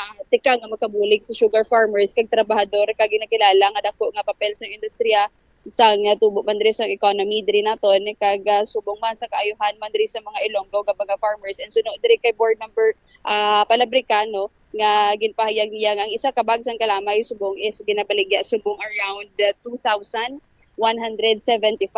apang do subong kinanglan gid abi nga mabaligya siya within 2,500 agud nga bisan pa paano do sa makatabo lang or break even abi nga ginatawag diri sa bahin man sang mangunguma kabahin diri sang resolusyon Bobocham sa saguri ang palalawigan nga ginduso diri ni Board Member Palabrica ang formal nga panawagan sa Office of the President, Department of Agriculture kag Sugar Regulatory Administration nga seryosohon ang rekomendasyon sang lokal nga lider kag sugar industry stakeholders para sa madinalag-on nga pagbangon man diri sa industriya sang kalamay kag subong man ining molasses program nga gin-initiate man sang SRA no o kanining Sugar Regulatory Administration nga naga-regulate diri sa molasses imports kaya naga-prioritize no sa sales diri sa mga locally produced diri nga molasses kag ang makahatag mo diri abi sang chance no sa mga local farmers kaga amo ni ang luyag no nga iduso man sa resolution actually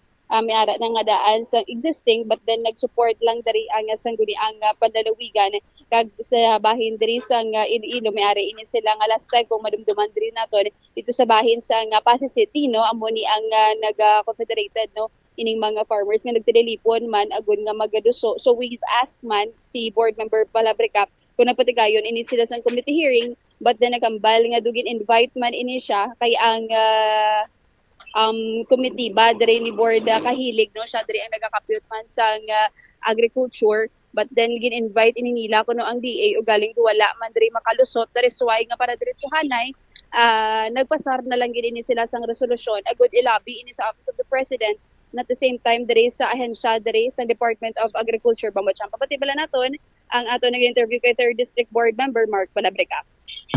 Proposed resolution expressing support to the calls of the local leaders and several sugar stakeholders for urgent measures to address the sugar industry crisis. May letter na ginapasa ang mga local leaders naton na address sa presidente kay manti kapamerdihan mo iba naton nga mga sugarcane na planters sa local nga level no may problem reduced sugar yields mga price drops pag weak demand sa domestic sugar so kapasalamat mo tanay sa gobyerno kay gina-extend ginang ginatawag na importation lang ban for the year 2026 but damo pagid nga problem nga ginatubang mo sa aton nga mga sugarcane planters more or less siguro subong kung ibasihan natin bisan sa presyo lang ang per bag is 2,175 so kung natin sa mga sugarcane planters natin dapat hindi sa magnubo 2,500 para maka-break even lang ba so amo na nagpasar sila sang letter Confederation of Sugar Producers Association kag iban pagid ng mga local sugarcane planters in address sa presidente para ma-aksyonan ng sugar crisis. Amo na may resolution kita in behalf mo sa provincial government in support sa amo maning advocacy. No, number one actually nga gina-request naton is a government financed sugar buying program at fair support prices. Bali strengthen sa no kag second, strengthen man ang molasses sa program. Kag dapat may technical working group nga naga-accommodate no sa amo ning problema. May address dapat sang aton nga presidente. No. Affected na aton manguma sa number ko natin 2,000 pila lang to 100 ang per bag. Tapos 2,500 dapat hindi magnubo dira para maka-break even manguma naton. Usually dire di sa aton third kag 4th district ang sang tubo sa iban dira dapat nga district apektado nga mga distrito ang mga palapit mo sa aton personally akabay pa nga pamatian man sa aton nga presidente kag subong man sa national government actually every year ginasulit-sulit lang sa pang times ang magulang ko board member galing do way ginapamatian hopefully subong nga maaksyonan kapin pagkapatapos na termino kung aton nga presidente plan na tuig tatlo. Sa provincial level board na pati kayo kita committee hearing inviting these groups nga nagsulat sa inyo or dialogue man kita kasi stranay kami ni board member Rolito Kahilig kay siyang chairman sa Committee on Agriculture.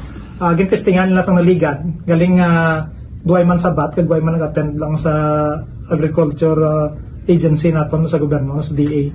Kaya bali direktahon tan ng ubra resolusyon kay amo mangyapon nga islang magpalapit.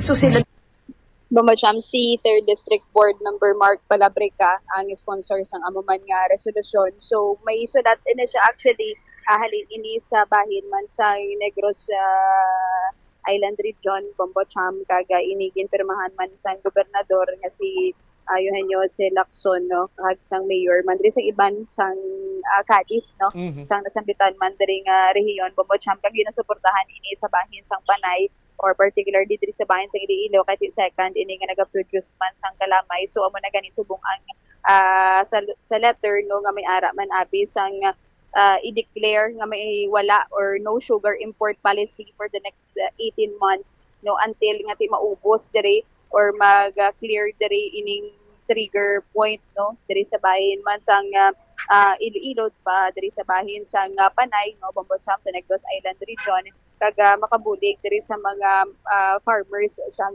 tubo kag mga or industriya gid sang Kalamay mangutuman ini sila kaapektado sa siniman nga mga tinion Bamacham kung padayon diri ang importation. All right. By the way, Bombo Pao, kumusta ang ginpatigayon sining vigil kung pagtawgon dira sa pagbisita or pag-abot man sang pilgrim image si Senyor Santo Niño dira sa may Kapitolyo?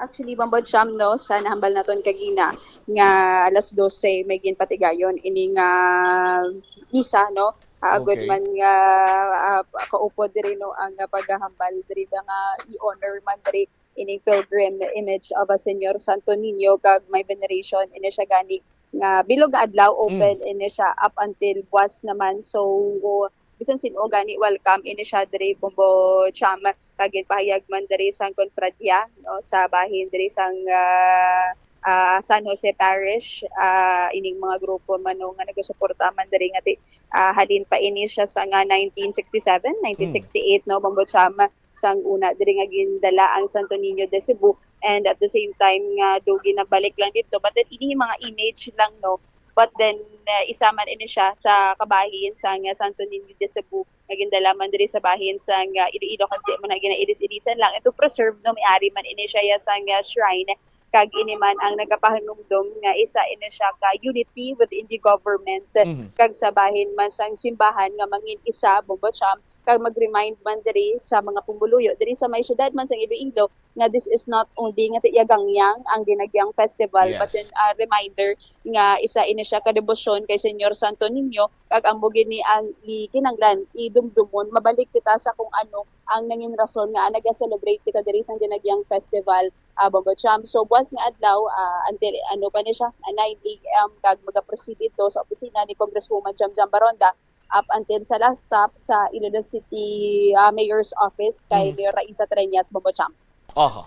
So muna dapat pasulabihon tagid ang ginatawag sini nga religious aspects ang selebrasyon sang dinagyang festival, no? Why kita naga-celebrate sang dinagyang festival para nga makakwarta, para nga negosyuhan, no? Naga-celebrate kita iya in honor of Senyor Santo Niño kag subong man, no, sa paghatag naton sang kabilinggan man isa iya sini nga mga deboto Bombo Pao. Exactly, Bamacham. So dugang pagdiri nga pahayag or dugang man diri mga information, no, kabayan diri sa pagbisita sa imahe man diri ni Senyor Santo Niño, bantayan lang and amo na gani ginahambal man diri sa simbahan nga pwede gid sila makabisita, open for everyone, and siya kag magaupod man diri sa prayer vigil sa bahin man sa Iloilo Provincial Capital Bamacham. All right. Ini si Bombo Pauline Dimitidio Piliora, and this is Bombo Radio Philippines, the number one and the most trusted source of news and information. Basta Radio, Bombo. Salamat gid Bombo Pauline Piliora sa sining resolusyon nga gin suportaran sang provincial board No, it's sad to say nga bisan si 3rd District Board Member Mark Palabrica nagamba niya during that time sa Magulangko, giduso man ni pero duduway man sa gyapon. Tibangod nga budlay tangtangon ang mafia sa sugar industry. Hilabi na gani iya ang mafia nga ara sa Sos Maria Kagusipo. Mafia siguro nga naga-control dira sa departamento, no? Sa aton sini nga mga kabumbo kay daw hindi naman iya katingalahan kung diin to yang mag-aabot sa milling season, no? Dira man niya kag grabe ang importasyon. Ang gwa niya sini oversupply sang nagliligad sini nga mga import sa merkado, manubo ang presyo sang farm gate prices. Diri na dayon maapektuhan ang aton sini nga mga farmers kag subong man mga millers. Amo ganitong panawagan mula ni board member Mark siya bisan patas-patas na lang kung tani break even. Paano kay mo ka break even kaya balon ka lang yang ati ga baraso mo ang supply sa nga kalamay ang pamakal namon sini barato na lang. Tinagakangawa sa aton sini banwa nga ang industriya hindi maka-survive, no? Or nagahimo mugto. And there was a time nga gindeklarar nga artificial ang crisis kon supply sang kalamay kag subong man sang bugas sang aton sini nga pagaistoryan, no? Mintras tanto banwa nga may nagaganar sa sining ginatawag iyang importasyon, no? Way man niya gyapon ang mga tao nga yara sa baba, way gid sang pag-ulikid sa mga farmers, no? Nga among lubos nga mapiktuhan. Madugay na ni nga problema pero anhon mo na iya kay may mapyagan no? Sa aton sini nga mga kabumbo. Magluwas nga may mapya, may smuggler pa. Ikaw iya nga ordinaryo ka lang iyang mangunguma, pangutangan mo ang imo sini nga farm inputs, no? Kug-on ka sang gulpiada nga pagsaka sang mga farm inputs. Anong mahimo mo? Pinangutangan mo pa? Madugangan lang utang mo? Anay kay milling season na? Anay kay baklanay na? Hambalan ka lang imo yati? Barato subong pamakal namon kay bangod nga damo pa supply? Gabara pa to, gabaha pa tong supply sang past import sa aton sini nga mga kabumbo or gin-import sa nagliligad? Muna, mabatian talang niya nga palangga sang politiko, mabatian talang niya nga palangga sang gobyerno, ang mga mangunguma sa tion sang kampanya antes mag-eleksyon. Bisan labo mo na sa bato, bingaw ang anong ilabo to sa bato, wasay kung binangon, bumukres. Bisan lang bingaw mo na gyapon. Anyway, standby na kamo sa kapon lamang program. Kaupo naman sa kay Tita Rizzi. Nini si Bombot siya, mablang cover gabilin sa imo sa mananay nga hapon. May God bless us all. Para sa the number one and most trusted source of news and information of Bombo Radio Philippines, Basta Radio Bombo! Nagabulig sa paglikaw sa nanuhay tuay nga balatian ang simple nga pagkaon sang citrus fruits kaangay sang pomelo nga puno sang powerful immune boosting antioxidant. Ang pomelo ang puno man sang lycopene, isa ka anti-inflammatory, anti-aging antioxidant nga nagapanami isang supat. Ang duga naman sang panit kag dahon sang pomelo ang natukiban nga makapatay sang cancer cells kag nagapalikaw sa paglapta sini sandig sa test tube studies. Yari ang mga importante kag praktikal nga mga pamaagi agon makakinot sang tubig. Sa kusina, magamit sang yahong ukon labador sa paghugas sang mga ulutanon ukon prutas. Magdesignar sang baso ukon water bottle agud gamiton sa bilog nga adlaw agud indi magsigi panghugas sini kada matapos ang pag-inom. Kung aksidente nga may nahulog nga ice o kunyelo, hindi ini pag-ihaboy. Sa baylo, ibutang ini sa mga masitera sang tanom. Kung may bilin man nga yelo o kung tubig sa baso nga ginimnan, tipunon anay ini sa balde, agud ibunyag sa mga tanom antes hugasan. Paano ba lang makalikaw sa aksidente sa dalan? Yari mga tips nga dapat tandaan sa tion nga nagamaneho. Una, likawan ang masaming nga pagsaylo sang linya. Ang swerving o kung pagsaylo sang lane sa isa ka delikado nga maneuver nga masami ginatunaan sang bunggo anay. Kung himuon ini, siguraduhon nga may bastante ang oras kag espasyo. Ikaduha, i-check ang blind spots. I-check ang mirrors kung clear ang alagyan. Magbalikid o kung maglantaw sa nagaagi sa ibang nga anggulo, agud makasigurado nga maathag ang alagyan. Ang responsable nga driver ang masaming nga handa sa anuman nga aksidente. Kabahinas ang pagkaresponsable ang pagkuha sa nga insurance agud masigurado nga may peace of mind sa dalan. Ini nga pahanumdom ang ginadulong sa imo sang the #1 and most trusted radio network in the country, Bombo Radio Philippines. Basta Radio! Bombo! Talan kita mayara sang mabulig agud pakibatuan ang climate change. Magamit sang bag nga pwede magamit sang liwat-liwat agud mabuhinan ang plastic bag nga ginahaboy. Bangod ini nagatugas ang greenhouse gases. Ikaduha, hindi masami magamit sang computer. Kung 4 ka oras lamang sa isa ka adlaw ang imo nga paggamit sang computer, makabuhing ka na sang carbon dioxide emission nga 83%. Ikatatlo, kung malapit man lang imo nga kaladuan, mas maayo nga maglakat o kung magsakay na lang sa bike. Magluwas sa makakinot ka na, mabuhinan pang polusyon nga nagatugas ang climate change. May kilala ka bala nga mga bata nga mahilig sa video games? Nagausik bala ini sang inoras sa paghampang sang iya ginakaadikan nga games. Isa ka pagtuon sang American Academy of Pediatrics ang nagapahayag ngang sobra-sobra o kun inoras nga pagtiner sa paghampang sang video games ang makadulot sang depresyon, anxiety kag manubo nga grade sa eskwelahan. Suno sa mga eksperto, halos 9% sa kada 3,000 ka mga elementary students sa kada pungsod ang makabig pathological o kun addict sa paghampang. Makabig nga pathological o kung addicted ang isa ka estudyante kung nagaapekto na ang paghampang sa iya nga pag-eskwela. Dugang pa sa among nga pagtuon, ang ka-addict sang isa ka bata makapabudlay sa iya sa pagkontrol sang iya impulse. Kaangot diri, ginpanugyan nga dapat hindi magsobra sa isa ka oras kada adlaw ang gastuhon sang isa ka elementary student sa paghampang kag hindi naman magsobra sa 2 ka oras ang isa ka high school student. Sa eskwelahan, ang pag-practice ang good manners and right conduct ang makabulig sa paghimo sang positive, respectful environment para sa pagtuon. Nagapakita ini sang pagtahod hindi lang sa mga manunudlo kundi mangin sa imo mga classmate kag sa school community. Mag-abot sa eskwelahan on time. Ang pag-abot sang late sa klase kag sa aktibidad ang nagapakita sang kakulang sang respeto sa oras sang iban. Magpamati sa imo maestra o kun maestro samtang nagadiscuss sang lesson kag sundon sang maayo kun may yara sang instructions.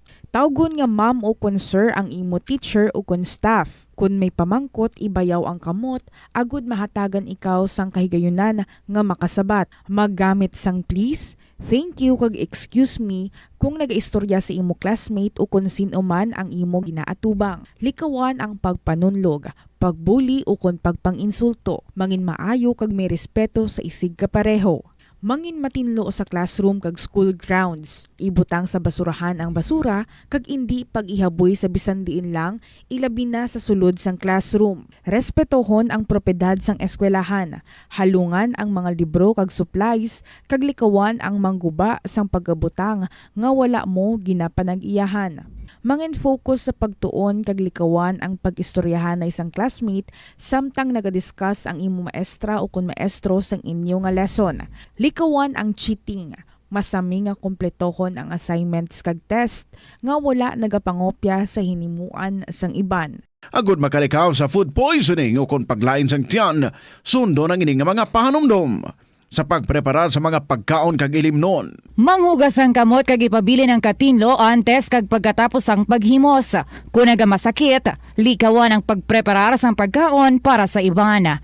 Siguraduhon nga naluto sang husto ang pagkaon. Kung mahimo, kauno ng pagkaon samtang mainit pa. Siguraduhon ang katinlo sang pagkaon agud ang selebrasyon mangin mas malipayon. Mas nanamian bala ikaw magtuon sa balay ipaanggid sa eskwelahan nga madamo ang tawo? Isa ka panugyan para epektibo ang pagtuon sa balay, amo ang pagpangita sa designated area agud nga matiniran kung ikaw nagasulat, nagabasa o kung nag-review. Pwede man nga lamesa sa kusina o kung sa desk sa gwa sang inyo nga balay, pero hindi gid maghigda sa imo nga katre samtang nagatuon. Inibagod nagakatemtar gid ikaw nga magpiyong-piyong, tubtub nga dalayon na ikaw nga matulugan. Siguraduha man nga malimpyo kag organisado ang lugar nga imo ginatun-an. Ini nga pahanumdom ang ginadulong sa imo sang the #1 and most trusted radio network in the country, Bombo Radio Philippines. Basta Radio Bombo!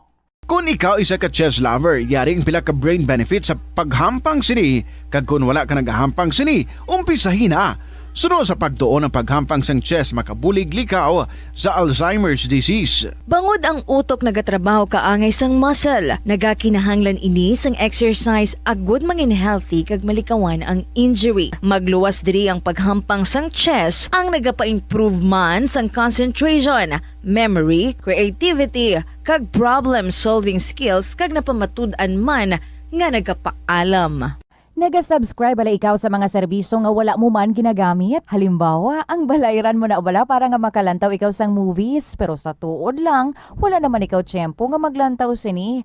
Hapos lang lipatan ang bulanan nga mga subscription sa streaming services kag mobile apps. Kag wala ka lang nakadipara, ma-charge na ini sa imo nga bank account bisan nga wala mo man regular nga ginagamit. I-review gid ang imo nga ginagastuhan sa mga charges kaangay sini. Ito ang Bombo Radio Philippines. Fully digitalized. Numero 1 sa balita. Serbisyo publiko. Bombo Radio Philippines. Bombo Radio Philippines. Unmatched. #1 and most trusted source of news and information. Basta Radio Bombo! Mayong hapon sa tanan oras sa Pilipinas. It is now 9 minutes after 2 o'clock. Good afternoon, kids, sa inyo tanan mga kabombo. I hope good gid ang inyong nga hapon. If not, well, why pa matapos ang inyong adlaw. Beautiful Wednesday afternoon, the 14th of January 2026. Kaupo ninyo si Tita Regine. Why pa natapos ang adlaw, we can still make it good and better. And kabay nga ang pagpamati sa kahapon lamang program, makakontribute for making you feel good sa sininga hapon. Bisan gamay lang nga butang. Basta mag-enjoy kita this afternoon. Salamat sa inyong presensya dira. And most of all, salamat sa mga istorya nga ginapalabot diri sa sininga palatuntunan. Kahapon lamang program. Thank you, kids, sa mga letter senders naton. Kag sa mangin letter senders naton in the near future. Pwede gid nga ang tanan sa inyo maka-join and by emailing your stories sa bombo_iloilo@bomboradio.info. Pwede man sulaton ang inyong nga balatyagon and ipalabot. Ipadala sa kahapon lamang program DYFM, Bombo Radio Iloilo, Sky City Tower, Mapa Street, Iloilo City. Tell us how you feel nowadays. Ari lang kami diri magpamati sa inyong igasugid sa amon. So here's our song for you. Sa sininga hapon as I welcome you again. This is Tita Regine sa Wednesday edition sa kahapon lamang program. Here's the song from Jose L.G. Fuentes, LDR. Good afternoon sa inyo tanan.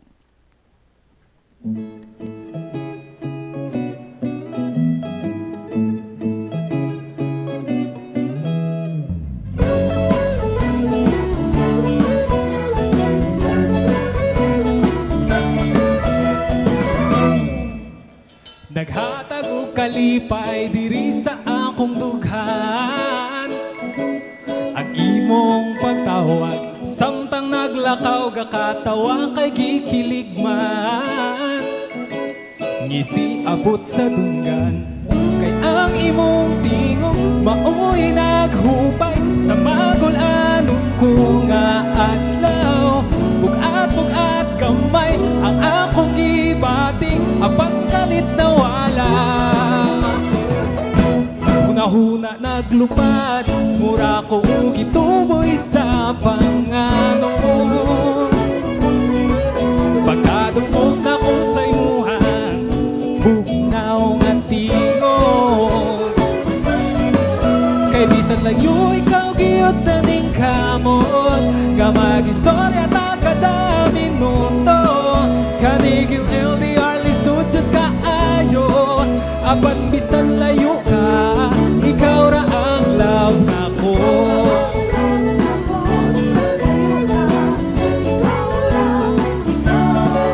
Mga bula-bulating storya, I love you and I miss you more. Maoy gibalik-balik, wa nay kan-anay, wala nay pahuwayay, wa nay uliay. Never mind kay gigilig man, kay ang kamingaw nga akong ibating, niligid ka bayran o dalar. Bisagod sa opiyong, ako gadang tuhod sa imong pahiyo. Huna-huna naglupad, mura ko gituboy sa panganon. Pagkaduog na ko sa imuhang bugnaw nga tingon. Kay bisan layo ikaw giyon na ning kamot, nga mag-istorya ta kada minuto. Kanig yung LDR lisod jud kaayo, apan bisan layo ka, ikaw ra ang love nako. Ako taho na lang bisan lagyo ta, sa ngalan sa gugma andamag, paabot hangtod nga mo balik ka, ikaw ang kalipay.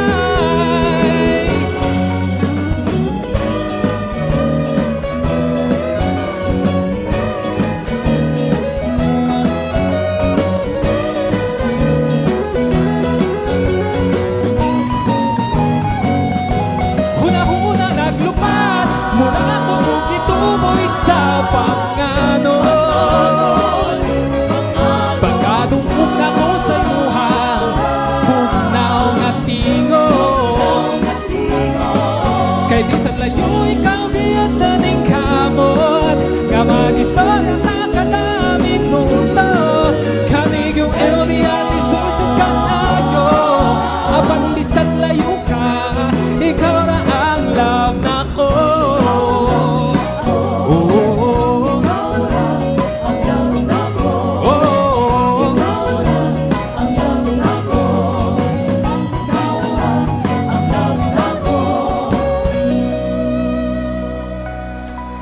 Let's stay connected. Bisan nga nagalayo ay LDR. That's from Jose LG Fuentes. Good afternoon, Gid. I hope settled na kamo dira, whatever it is nga inyo nga ginaobra, padayon na lang. Kag padayon naman ang pagpamati. Maumpisa kita sa sininga hapon sa atong pagbasa sa makasaysayan with the follow-up story of Mansay sang Kaingin La Paz. Dearest Tita Regine.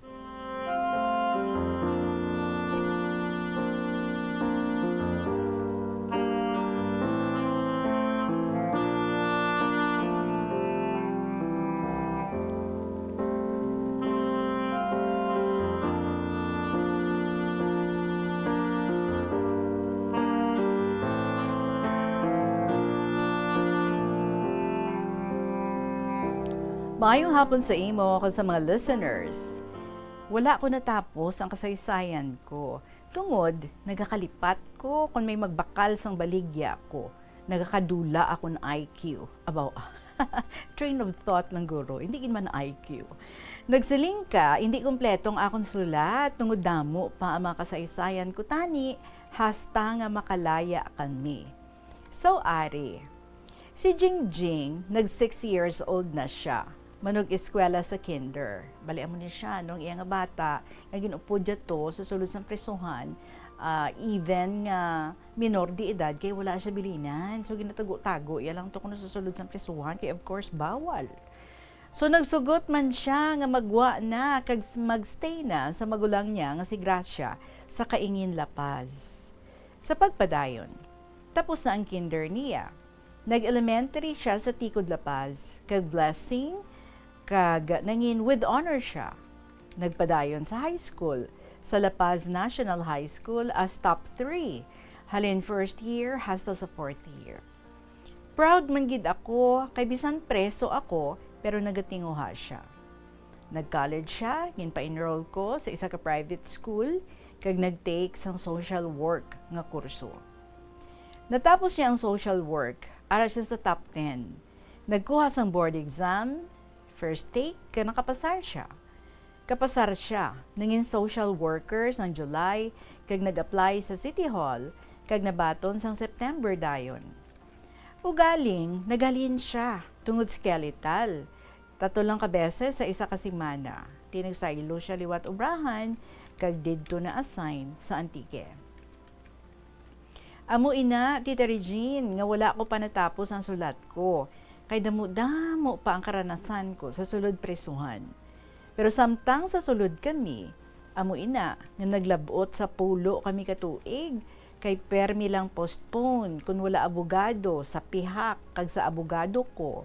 Postpone kung wala judge, fiscal, witness. Postpone, reschedule naman, tag-anom kabulan naman. Hasta nalabutan kami, pulo katuig. Ay abaw, rescheduling lang gali, naglabot gid sa pulo katuig. Salamat kami nag-abot nga mga abogado, judge, fiscal, sa IRC na nga kung sino ang may reklamo, pakikita lang sa ila. Amo ni gurong ginahambal mo nga pao, no? So, Tita Regine, nagkadto ako, ang reklamo ko, nga kun nga, isa na kami katuig, wala natapos pa, or isa na kami katuig nga natapos, pero wala pa ang among nga promulgation. Ito sa linsang abogado, pagkatapos ini, tinguhaan namon nga mapadali ina. So, after 6 months, ginpatawag kami about promulgation. Nagabot ng February 11, 2009, amo ang amon nga promulgation. Ginpusasan kami nga 3, si Joy, si Gerard, kag ako. Ami mo, Tita Regine, kung ano ang pagposa sa amon? Baklid, ang ara bala, ang duha ka kamot ara sa likod, subong man ang duha ka tiil. Grabe gid kasirado. Samtang ginabasahan kami sa amon hatol, kada isa sa amon may duha ka jail guard sa likod namon. Tita Regine, mga 2 ka oras ang basa sang amon nga mga papel. Nagasakit ang tiil ko kay nagakudog, kay nakulbaan ko. Nga basi matayuyon nga priso kami nga 3. Pagtapos na basa sa mga testimonies namon, naghambal ang interpreter about kay Gerald nga siya guilty beyond reasonable doubts. Kag kay Joy, amo man siya guilty beyond reasonable doubts. Ambot silingon nga wala tsansa nga makalaya. Konviktado gid. Ang tawag balatita nga reclusion perpetua, ang habang buhay nga pagkakulong. Pagbati ko sa nga mga hatol, naghibi ako kag nalipong. Ginuntatan anay ang pagbasa sang testimony. So ginhakwat ako sang gwardya, papungkoon sa bangko. Sa naumpawan ako, nagpungko na lang ako, samtang ginabasahan liwat sang akon sentensya. Ginbasahan ako, ang hambal sang isa ka interpreter, nga ikaw man say, syempre amo ning ako nga full name, ari diri, hindi na napagbasaha. You are not guilty beyond reasonable doubts. O kun, laya ako. Puwerte akong hibi nga hibi. Kay upod kami sang bata ko kag umagad nga na preso, tapos isa lang ako ang nagpauli.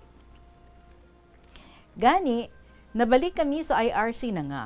Insigida, ginpahimos ako sang gwardya nga magwagid sa amutong adlaw. Kay hindi pwede nga maagahan pa nga ma-overdetention ako kay akigan sila sang administration. Samtang gahimos ako, gatululo ang luha ko, tita.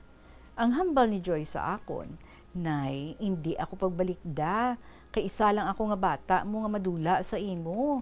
Pero, buhi man ako Balikda ang anom ko kautod, sila ang tagais ang tiyempo.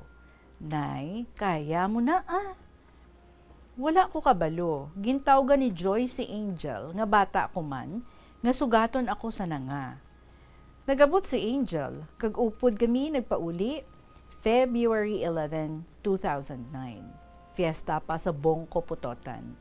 Ginabugayan ako sang patron nga si Nuestra Señora de la Lourdes. Tita Regine, isugpon ko gali ang pagkapatay ni July, nga bana ko.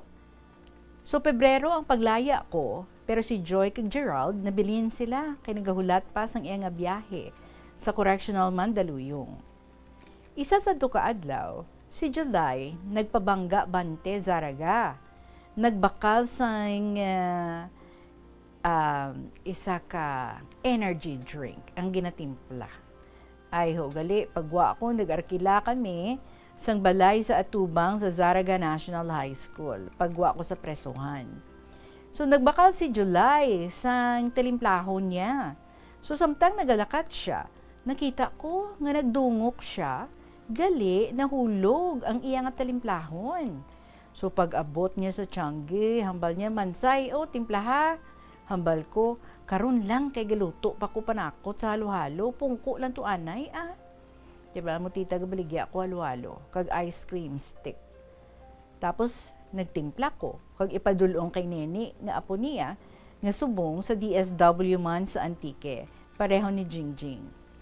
Kay ako man ang nagpa-eskwela sa iya. Balik ta kay July. Pagdulong ni Neni, nagalungay-ngay na, hindi kahulag, gatululo ang sipon. Sa ulihi, hambal ni Angel, ang bata ko nga HRM, 4 years nga nag-graduate na sa Sagrado, kag subong nga obra, dalon sa hospital, hambal niya. Tindala namon sa hospital si July, ngipangita akong iya hinablos na driver sa Zaraga ang biyahe, so samtang madasig ang among dalagan, pakadto sa hospital. Ang kamot sa hinablos niya nga driver, nagahatag sign, suga gasiga, gabusina, ang kamot ginasignal sa kilid. Kaabot kami na dayon sa hospital. Dayon gindala sa emergency room. Siguro, 50-50 na ang kabuhi ni July. Kaya ang hambal sa doktor, nga kung ano ang matabo, batunon ko, Tita Regine. Kaysang nga living dead, so mabudlayan pa ako. Samtang gahigda siya sa stretcher, nga medyo wala nagaginhawa. Bale, amubag na lang ang nagadala, basa siya. Kag nagasanaw siya sang ihi. Ang hambal ko sa doktor, basa na si banahon, pwede maislan ang bayo na. Sabat niya karon lang. Samtang gapungko siya, nagamuklat-muklat ang mata niya. Ginutikan ko siya. Kung gusto niya mapahuway, pahuway siya. Hindi magbalikid sa kabataan. Buligan lang niya ako nga mapakaon, mapaeskwela sila, samtang ara siya sa pihak nga kinabuhi. Kaya ang hambal ko, tingwaan ko gid nga mapakaon, kag mapaeskwela sila. Gani, nagpiyong iya mata. Gindala siya sa x-ray room. Nagakapot siya sa kamot ko. Nakita ko nga nagpalamalhas siya. Ara man ang utod niya. Tama kahugot ang pag-uyat niya sang kamot ko. Sa ulihi, naghalog, Tita Regine. Siguro, amo man to, pagbugto sang iya ginhawa. Siling sang utod niya, nang mansay, wala na siya gaulag, kagdayon niya hibi. Gindala si July sa men's ward sa Western, nagabot ang mga doktor, kag nagdeclare nga patay na si July, 5 minutes na. Naghibi man ako, hambal sang utod niya, kay naginsaway mo ako, subong ikaw naman. Tita, sa panagupnop ko, mapatay gid man si July. Kay primero nga CT scan sa iya, nagbilog ang dugo sa ulo na. Ang ikaduha nga CT scan, ang dugo naglapta na. Ang mga gasto, ginsabat sang iya nga hinablos nga siman. Gindala si July sa funeraria sa Barotac Nuevo. Samtang gindala siya sa balay namon sa Barotac, kay dito pa kami sa Duga Estar, ang bangkay ni July, ginhapit anay sa IRC na nga. Kay malantaw si Joy sang iya amay. Gintugutan man siya sang warden. Naghapit kay ginpagwa si Joy. Nagkadto sa iya amay. Gindala sa balay sa amon lugar, pero didto ginbutang sa amon church ang bangkay ni July. Napatay si July, birthday sang iya apo nga si Neni, December 8. Kag ginlubong siya, December 22. Damo nagkadto nga pamilya kag mga friends. Amo na tani, Tita Regine, nga ang istorya ko utod-utod tungod ginapas sa kaingin dapas kay diri mostly nagapamana kag nag-estar ang mga kabataan ko. So diri man ako nakapamana sa akon ikaduha nga bana. Abi mo Tita Regine, mabuot ang bana ko nga ini. Palangga siya sa mga kabataan ko, kagamuna siya ang ginakilala nga lolo sa mga apo ko. Tagunta lang siya sa ihayo, Tony. Tita, hasta na lang diri ang akong yung sulat. Ginhingagaw ko gidini kay siling mo, wala mabutang kung paano kami kalaya. Kaupo ni Jingjing. Damo pa ni Tita Regine ang mga trahedya nga ara ako sa presuhan sang 10 ka tuig. Hasta na lang diri, amuni ang sugpon sang sulat ko nga ginbasa mo sang Wednesday kag Thursday sa hambal ko, siguro pilagid ka pahina. God bless. P.S. Kung kulang tita, ikaw na bahala sa akon nga sulat. Thank you, Gid. Ang matinahuron, Mansay, sang Kaingin, La Paz.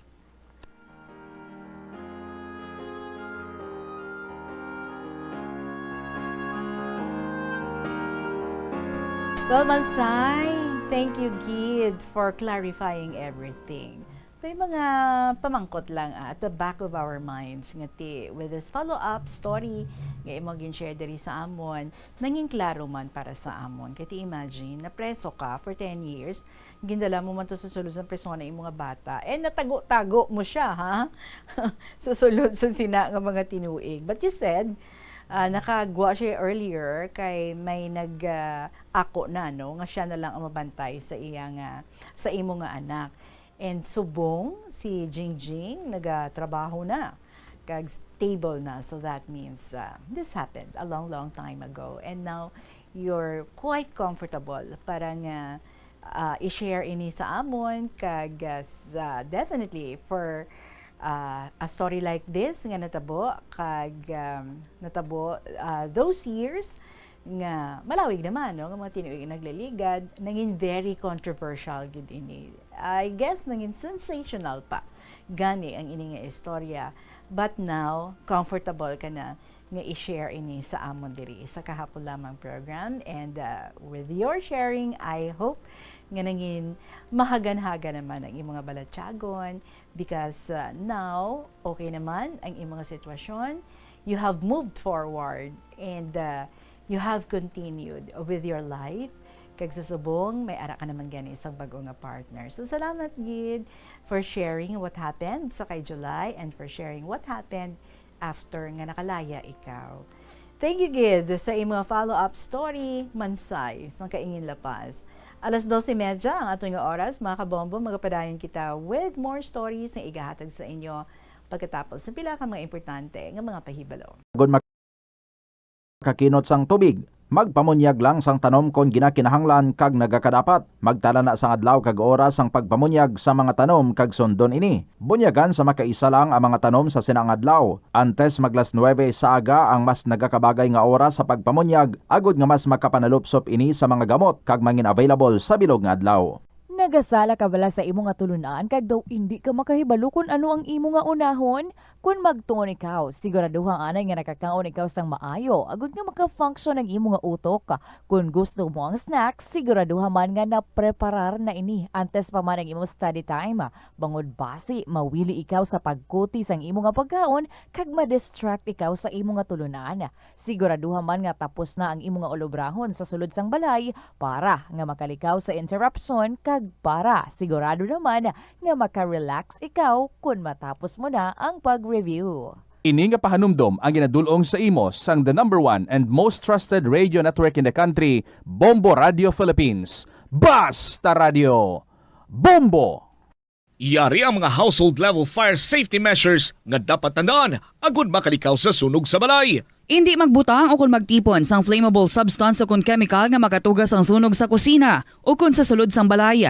Ipalayo man sa mga kabataan ang pospro kag lighters. Patya ang kalayo kag baga matapos ang pagluto sa kusina. Siguraduhon nga wala nagasungaw kag pirmi limpyuhan ang mga kerosene kag gas stoves. Tandaan ang The Farmers Bazaar, your traditional public market with the touch of Plazuela Dos, ang isa ka lugar nga gintukod sa tion kag sa kasagsagan sa COVID-19 pandemic. nga may tinutuyo nga maghatag sa imo sang safe marketing experience. Subong nga ang COVID-19 hindi na gid man dako nga pamahog kag nagapakadto na kita sa next normal. Rest assured nga ang Farmers Bazaar will further evolve agud nga magpadayon sa paghatag sa inyo sing satisfying marketing experience. The Farmers Bazaar. Sa lower level, tara na pahamtang ang fish, poultry, kag meat section. Para naman sa inyo mga kinahanglanon nga prutas, utang kag iban pa, magbisita sa upper level, pinaagi sa paggamit sa hagdanan o kon sa pagkadto direkta sa parking lot. The Farmers Bazaar, your traditional public market with a touch of Plazuela Dos.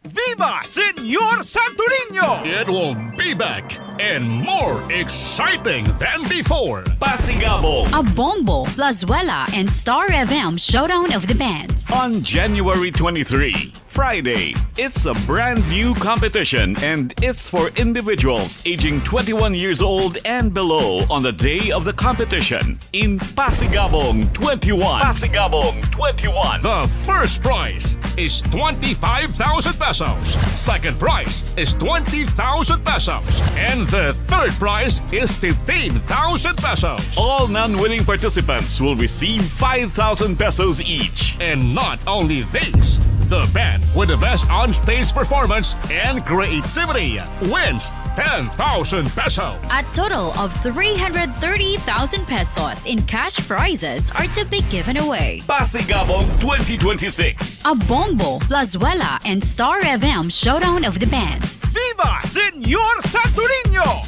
See you at 6 p.m. in Plazuela de Iloilo on January 23, Friday, for Pasigabong 21. Plazuela de Iloilo Billboard of Activities for January 11 to 17, 2026. Getting strong and getting bigger in 2026. Si Mr. Totong Villaruz kagang iyang banda are due to delight you with a great selection of songs sa concert at the Plaza. Mangininyo umpisa alas 6 ng gabi sa Enero 17, Sabado. Sa tion sa musical show, napulo ka mga matahom nga Plazuela de Iloilo Special Edition Mags kag madamo pang iban ang igaparafol sa mga suki sa Plazuela de Iloilo. Sa Enero 18, Domingo, ginaagdang tanan nga mangin kabahin sa Eucharistic celebration nga paghiwaton sa El Puente or the Bridge sa mga adlaw alas 11 sang aga. Sa tion sang Holy Mass pangamuyo naton sa Ginoo nga tandugon ang kasing-kasing sa mga tao nga involved sa anomalous flood control projects nga pamatian ang panawagan angod sa restitution. Plazuela de Iloilo, we remain to be one with you in the common hope for a better community in a progressive country in 2026. Ang kalibutan ginakabug-usan sang 71% sang tubig o kun kadagatan. Kag ang kadagatan nagabulig sa pagtugas sang tubig nga aton mainom kag hangin nga aton ginahaklo.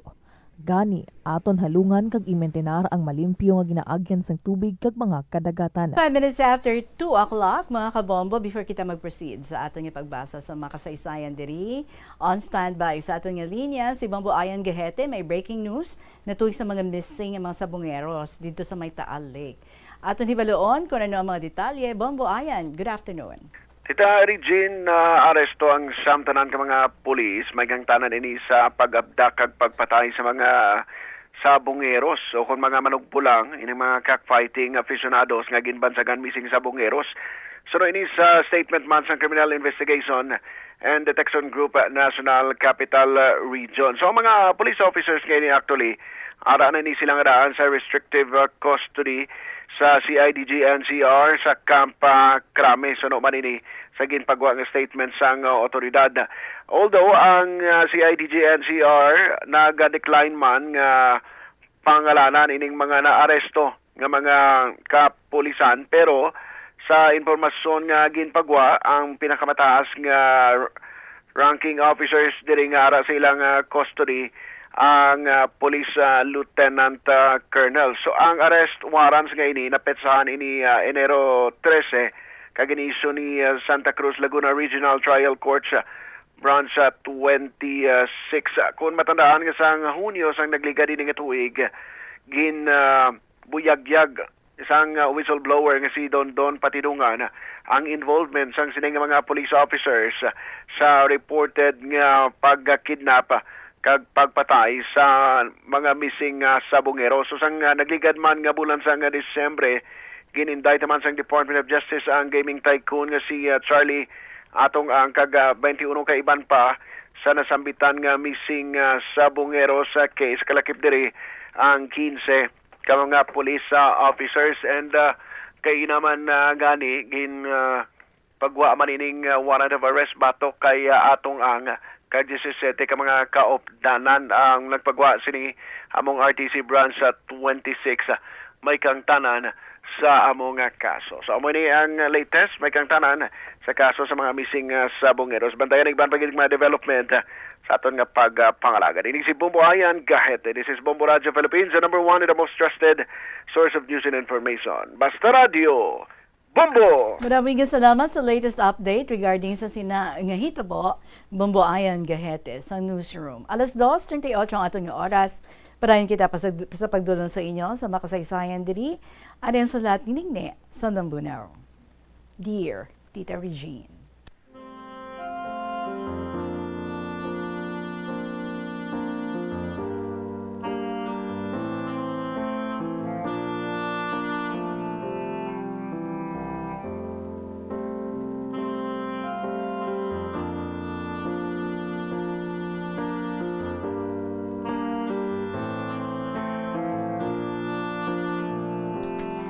Mayong adlaw sa tanan nga katapos sa ning istasyon, ilabinigid sa imo tita and sa family circle. Also sa tanan ko mga classmates on air, basta hasta sa mga listeners, tanan nga mga listeners, mga senders, especially na kanday Lola Amparing, kanday Lolo Dencio, Lolo Abraham. Insa way nagito ko batia sa kay Lolo Dencio. Lolo Dencio ginapanawagan ka diri. Lolo Abraham, kapabati ka mga jokes dahaw. Sila ang nag-inspire bala sa ako nga magsulat kay they are older than me, so why not nga ako? Why pagsulat? Ilabinagid kay gapungko lang ako, so why not? Kaya nga hindi ako kasulat. Kag sa tanan nga senders, hope you are all okay. Nanay Flor sa Santa Barbara, sa mga children ko, mga apo, mga umagad, half-brothers and sisters, sa mga hinablos, ilabinagid sa akon imaw dyan nga hinablos. Hello, pagidgali sa akon mga balayi nga nag-ukod pamati kay imo nga programa. Daad hambal kay iban daad mga 2 hours ang imo nga program bitin, ha? Permi imo oras. So bitin permi imo oras kun kis to ka limited gid katama. So iistorya ko bala ang amon nga pag-retreat sa Divine Mercy sa Sibagwan Capiz. Hasta tulad kun madumduman ko, nahamuot ako. Imaw kami ni Toto, bana ko. Imaw namon, mga taga San Miguel. Duha kami ka jeep. Ang bata namon nga nurse, ang nagpasunod ka namon sa imaw na nga nurse man. Tulad abi nga, Sabado, hasta alas 6 sa gabi, Domingo. Pagkasunod naman nga Sabado, mag-candle lighting, lipat ko kung ano nga lugar ato nga may hanggad katama nga imahin sang mahal nga birhen sa ibabaw at top sa simbahan. Waay pa stroke si Toto. Ako may operasyon na ako. Ginbuol ang duha ko katudlo sa kahig. Di medyo mahina na ako. May maintenance na ako sadto. Bulong sa diabetes. So ang ginritrita namon, lipat ko daw 72 or 82 steps pa ibabaw. Di ginaalagad kami or ginaalalayan kami kaamon bata. Ginambalangan kami mag-imaw. Hambal nanda kaya siring ko sabat namon kay ti isa tunga-tunga nagpundo kami ni Toto kag manghangaw-hangaw duro makita mo sa idalom. Pagabot namon naghimos pamahaw kay gabi pa kami maghalin mo sa atubang Kaharo Cathedral. Dito kami nagbantay. Ginibhan kami anay kabata namon kay waay pa kami nagkirilalahay. Pagkatapos namon pamahaw naglinya kami. Lain ang linya sa babae, kag lain man ang lalaki. Ginpadara kami ka turban, nga gintabon sa amon mata, kag magkahig, procession, pasaka, palibot sa chapel, kag magsulod. may nag-guide lang sa amon. Kaya nag-holding hands lang kami sang imutupad. May kanta. At first, may blessing sang holy water. Kag gapanaw, may music. Masubo katama. Pagsulod namon, lumpiga kami sa salog ng semento. Buhay pa kag hukson amon tabon sa mata. Paghukas, buta na kaluha kag sipon. Hehe. Kituro sipon ko tulad. Ang mga may diferensya, may pulungkuan tanda. Pagka 11:30 noon, naguli kami sa cottage. Kada lugar may cottage sandatuya. May nagadigamo.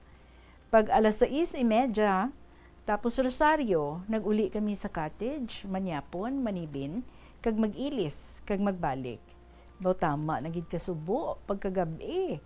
So, dyan lang kami sa Saluga Batang. At least may hamil dang semento, basta hindi ka kapagusto, no, sang imo mga needs. Kaya si Jesus Christ, gani, gaagwanta man. So, tama, gid kasubo. May aisle sa tunga, tingob mga babae, sa pihak ang mga lalaki. So, pihak ag pihak. Masanag man, magadto sa CR, ginahagad ko si Toto kung magpa-CR kami. Mga alas 9 kami naguntat, kag haranahan duman kami. Kag mga religious songs, bugtaw naman kami. Kag maghapa sa ulunan, samtang gapungko kami, basa naman ulunan namon. Sakit dughan ko kahibi. Tapos harana, nag-grocery, tapos nagpamahaw kami, tapos nagmisa, tapos nag-igma.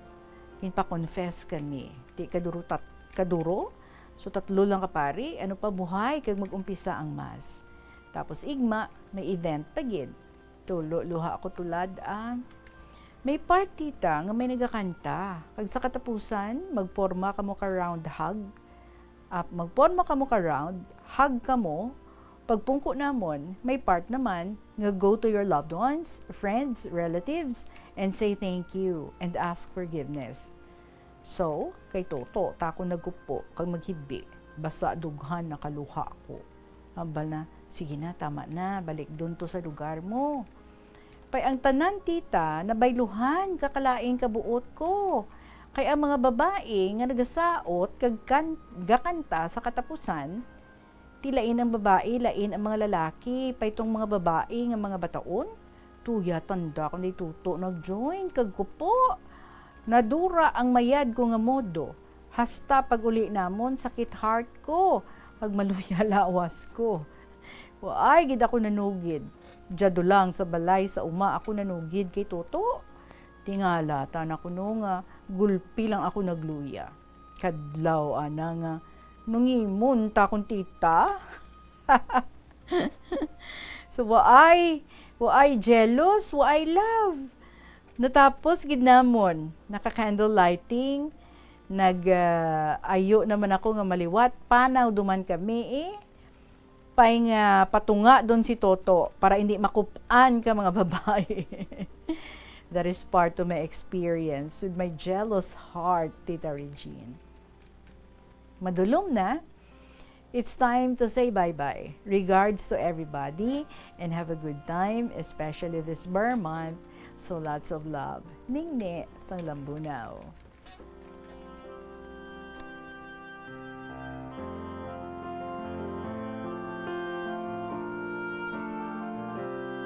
Boning neha mo na itong hibi ang imo, abi ko nga totally na-touch ka gid sa inyo nga retreat nga ato, pero ba nagpangibabaw pagijagali ang imong jealous heart when supposedly sa paghag nga ato, tanan ka mo mga brothers and sisters. Well, anyway, nagwa gid, no? Tao lamang. And I'm sure, no? Siguro sa mga next nga mga pagkanto ninyo dito, gipapatunga mo na yan si Toto. I thought mahambal ka nga okay na sa imo. Kaya mo na. Kung kaisa, no? Wow, ang jealous heart, magapangibabaw gid sa gihapon. Anyway, di isa subong, you can just laugh about it. Thank you so much for sharing this with us. Ningne, sang Lambunaw. 2:46 ang ato nga oras, magabalik kita pagkatapos ng pinakamang importante ng mga pahibalo. Hindi lamang sa jeans o kung tugas ang katigulangon ang rason sa hair loss o kung pagkaunot sang buhok na tukiban sang health expert sa South Korea nga ang hair loss ang tuga sang environmental factors. Sa bugos nga kalibutan, nagalabot sa 4.2 million ang nagakapatay bangod sa outdoor air pollution suno sa World Health Organization. Mas sobra 90% sang populasyon sa kalibutan ang nagaistar sa populated areas sa diin ang heart attacks, aggravated asthma, irregular heartbeat kag poorer lung function ang pila lamang sa epekto sang air pollution. Ang kasubo kag depresyon ang hindi pareho nga balatyagon. Ang depresyon ang hindi gulpiyada lang nga nagakatabo sa isa ka tawo. Masami man nga ginakabig sa mga tawo nga depressed ini bangod sa kasubo nga nagakabatyagan.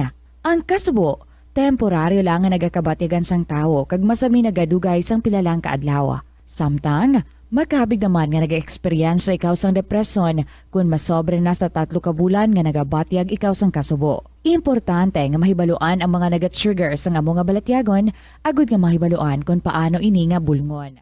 Sa pagbugtaw mo sa aga, cold baladayon nga tubig ang imo ginainom? Ay, dali lang, wait a minute, para sa ininit. Suno kay Dr. Deborah Weatherspoon, isa ka advanced practice nurse, mas maayo nga mag-inom sang alabaab nga tubig sa aga. Paathag ni Weatherspoon, ini ang nagabulig sa lawas nga Balik kita diri sa KLP, 48 minutes after 2 o'clock. Pwede pa another letter. And this is from Lola Amparing.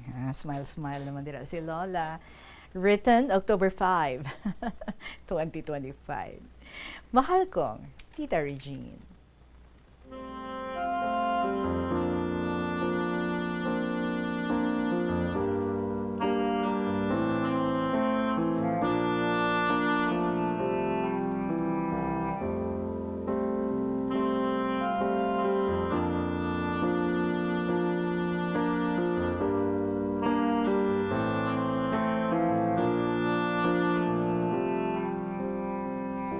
Subong, napisan na naman akong sumulat ng aking kasaysayan.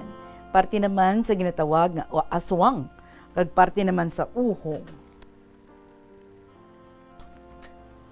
Tita ako nabatian sang nagliligad nga mga inadlaw ang parte sa tatay niya nga gintawag nga aswang tungod lang sa itom nga kapote o suot niya kung magpanguhong.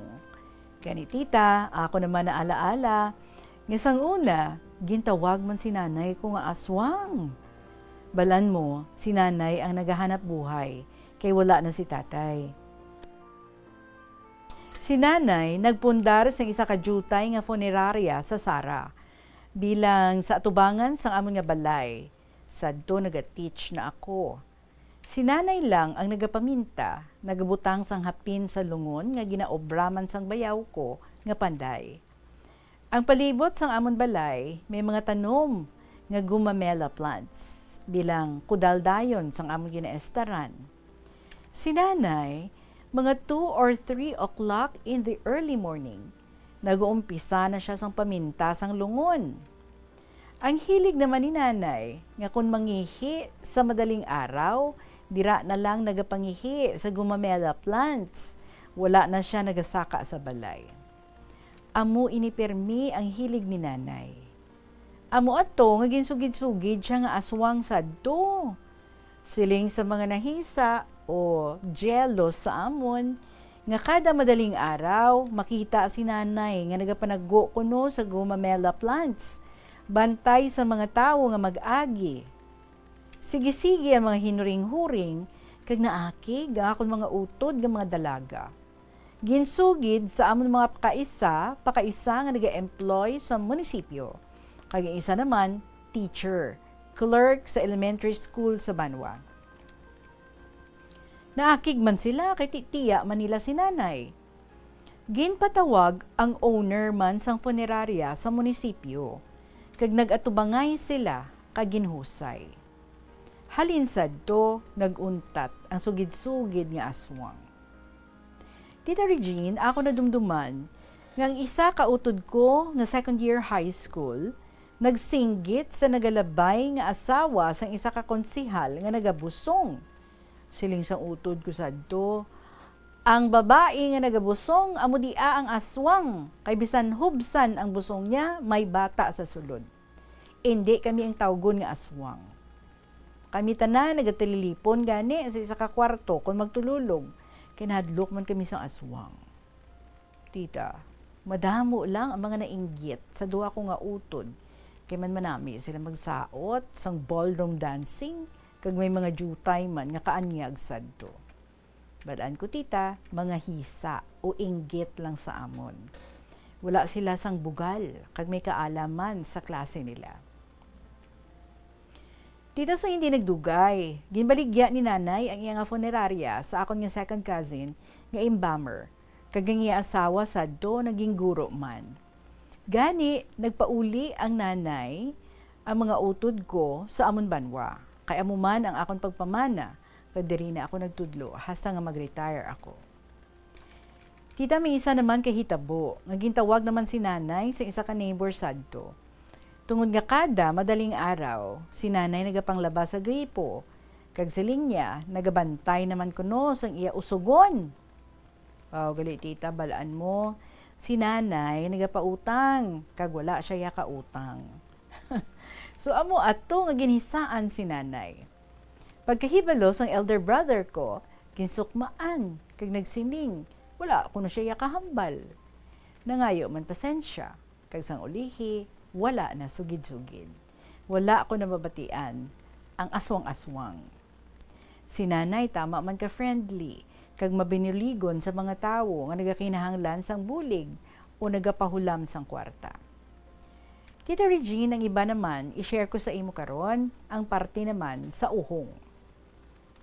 Tita, ako nadumduman nga sang Second World War, wala man kami magutmi kung mapisan ka lang. Kada madaling araw, nagapanguhong ako sa bungsod. Malapit man lang ang rice field nga may bungsod. Ang kada kahon nga puno sa mga uhong kung tiyempo sang tag-uluhong. Tita, early in the morning, madulom-dulom pa, kadto na ako sa bungsod nga permi ko ginakadtuan. Ako lang sadto ang nakatultol sang bungsod nga may madamo sang uhong. Tita, sa isa lang ka bungsod, makakuha ako sang madamo nga uhong. Maayo lang tita, kay wala man sang iban nga tawo ang nakakita sining bungsod nga puno sang mga uhong. Tita, sa amon ginbakwitan, bisan diin nga lugar, may mga root crops, kaangay sa mga kamote, balinghoy, tamis, saging, kag iban pa nga mga tanom tulad ng mais, saging, kag sugarcane. Kung parte naman sa sudan, mangigi ka lang o mamunit sang puyo o haluan, kay sadto, ang rice field wala ginasprayhan sang insecticide. Abunan siya man sa tubig, kay bisan diin nga hilit-hilit, may tuburan nga sige-sige ang daloy sang tubig. Bisan diin lang, may lupo, tangkong, kag tugabang nga nagapalamuhi. Kung magkuha ka sang tambo sa kawayan, wala man nagapangara ang mga tig-iya sang kawayan. Ang mga tao sa amon ginbakwitan, pulos maayos ang pamatasan. Mga maalwan, kag mabinuligon sa amon. Tita, I have to close now. Medyo malabo na ang paningin ko. Maraming salamat sa mga magagaling na tagsulat mo. So, best regards to all. Kaangay ni Mia sang Binggawan, Deo sang Putotan, Nanay Delson Zaraga, Kasimanwa kong Sineng Flor, Lolo Denjo, at Lolo Man sa Gimaras. Student mom ng Lambunaw, kag ang kasama niya sa wheelchair, Neni, at lahat-lahat. And of course, sa'yo, mahal kong Tita Regine and family. Here's my love, kisses and prayers to all of you. So more power to your program, and may God bless us all. Lola Amparing.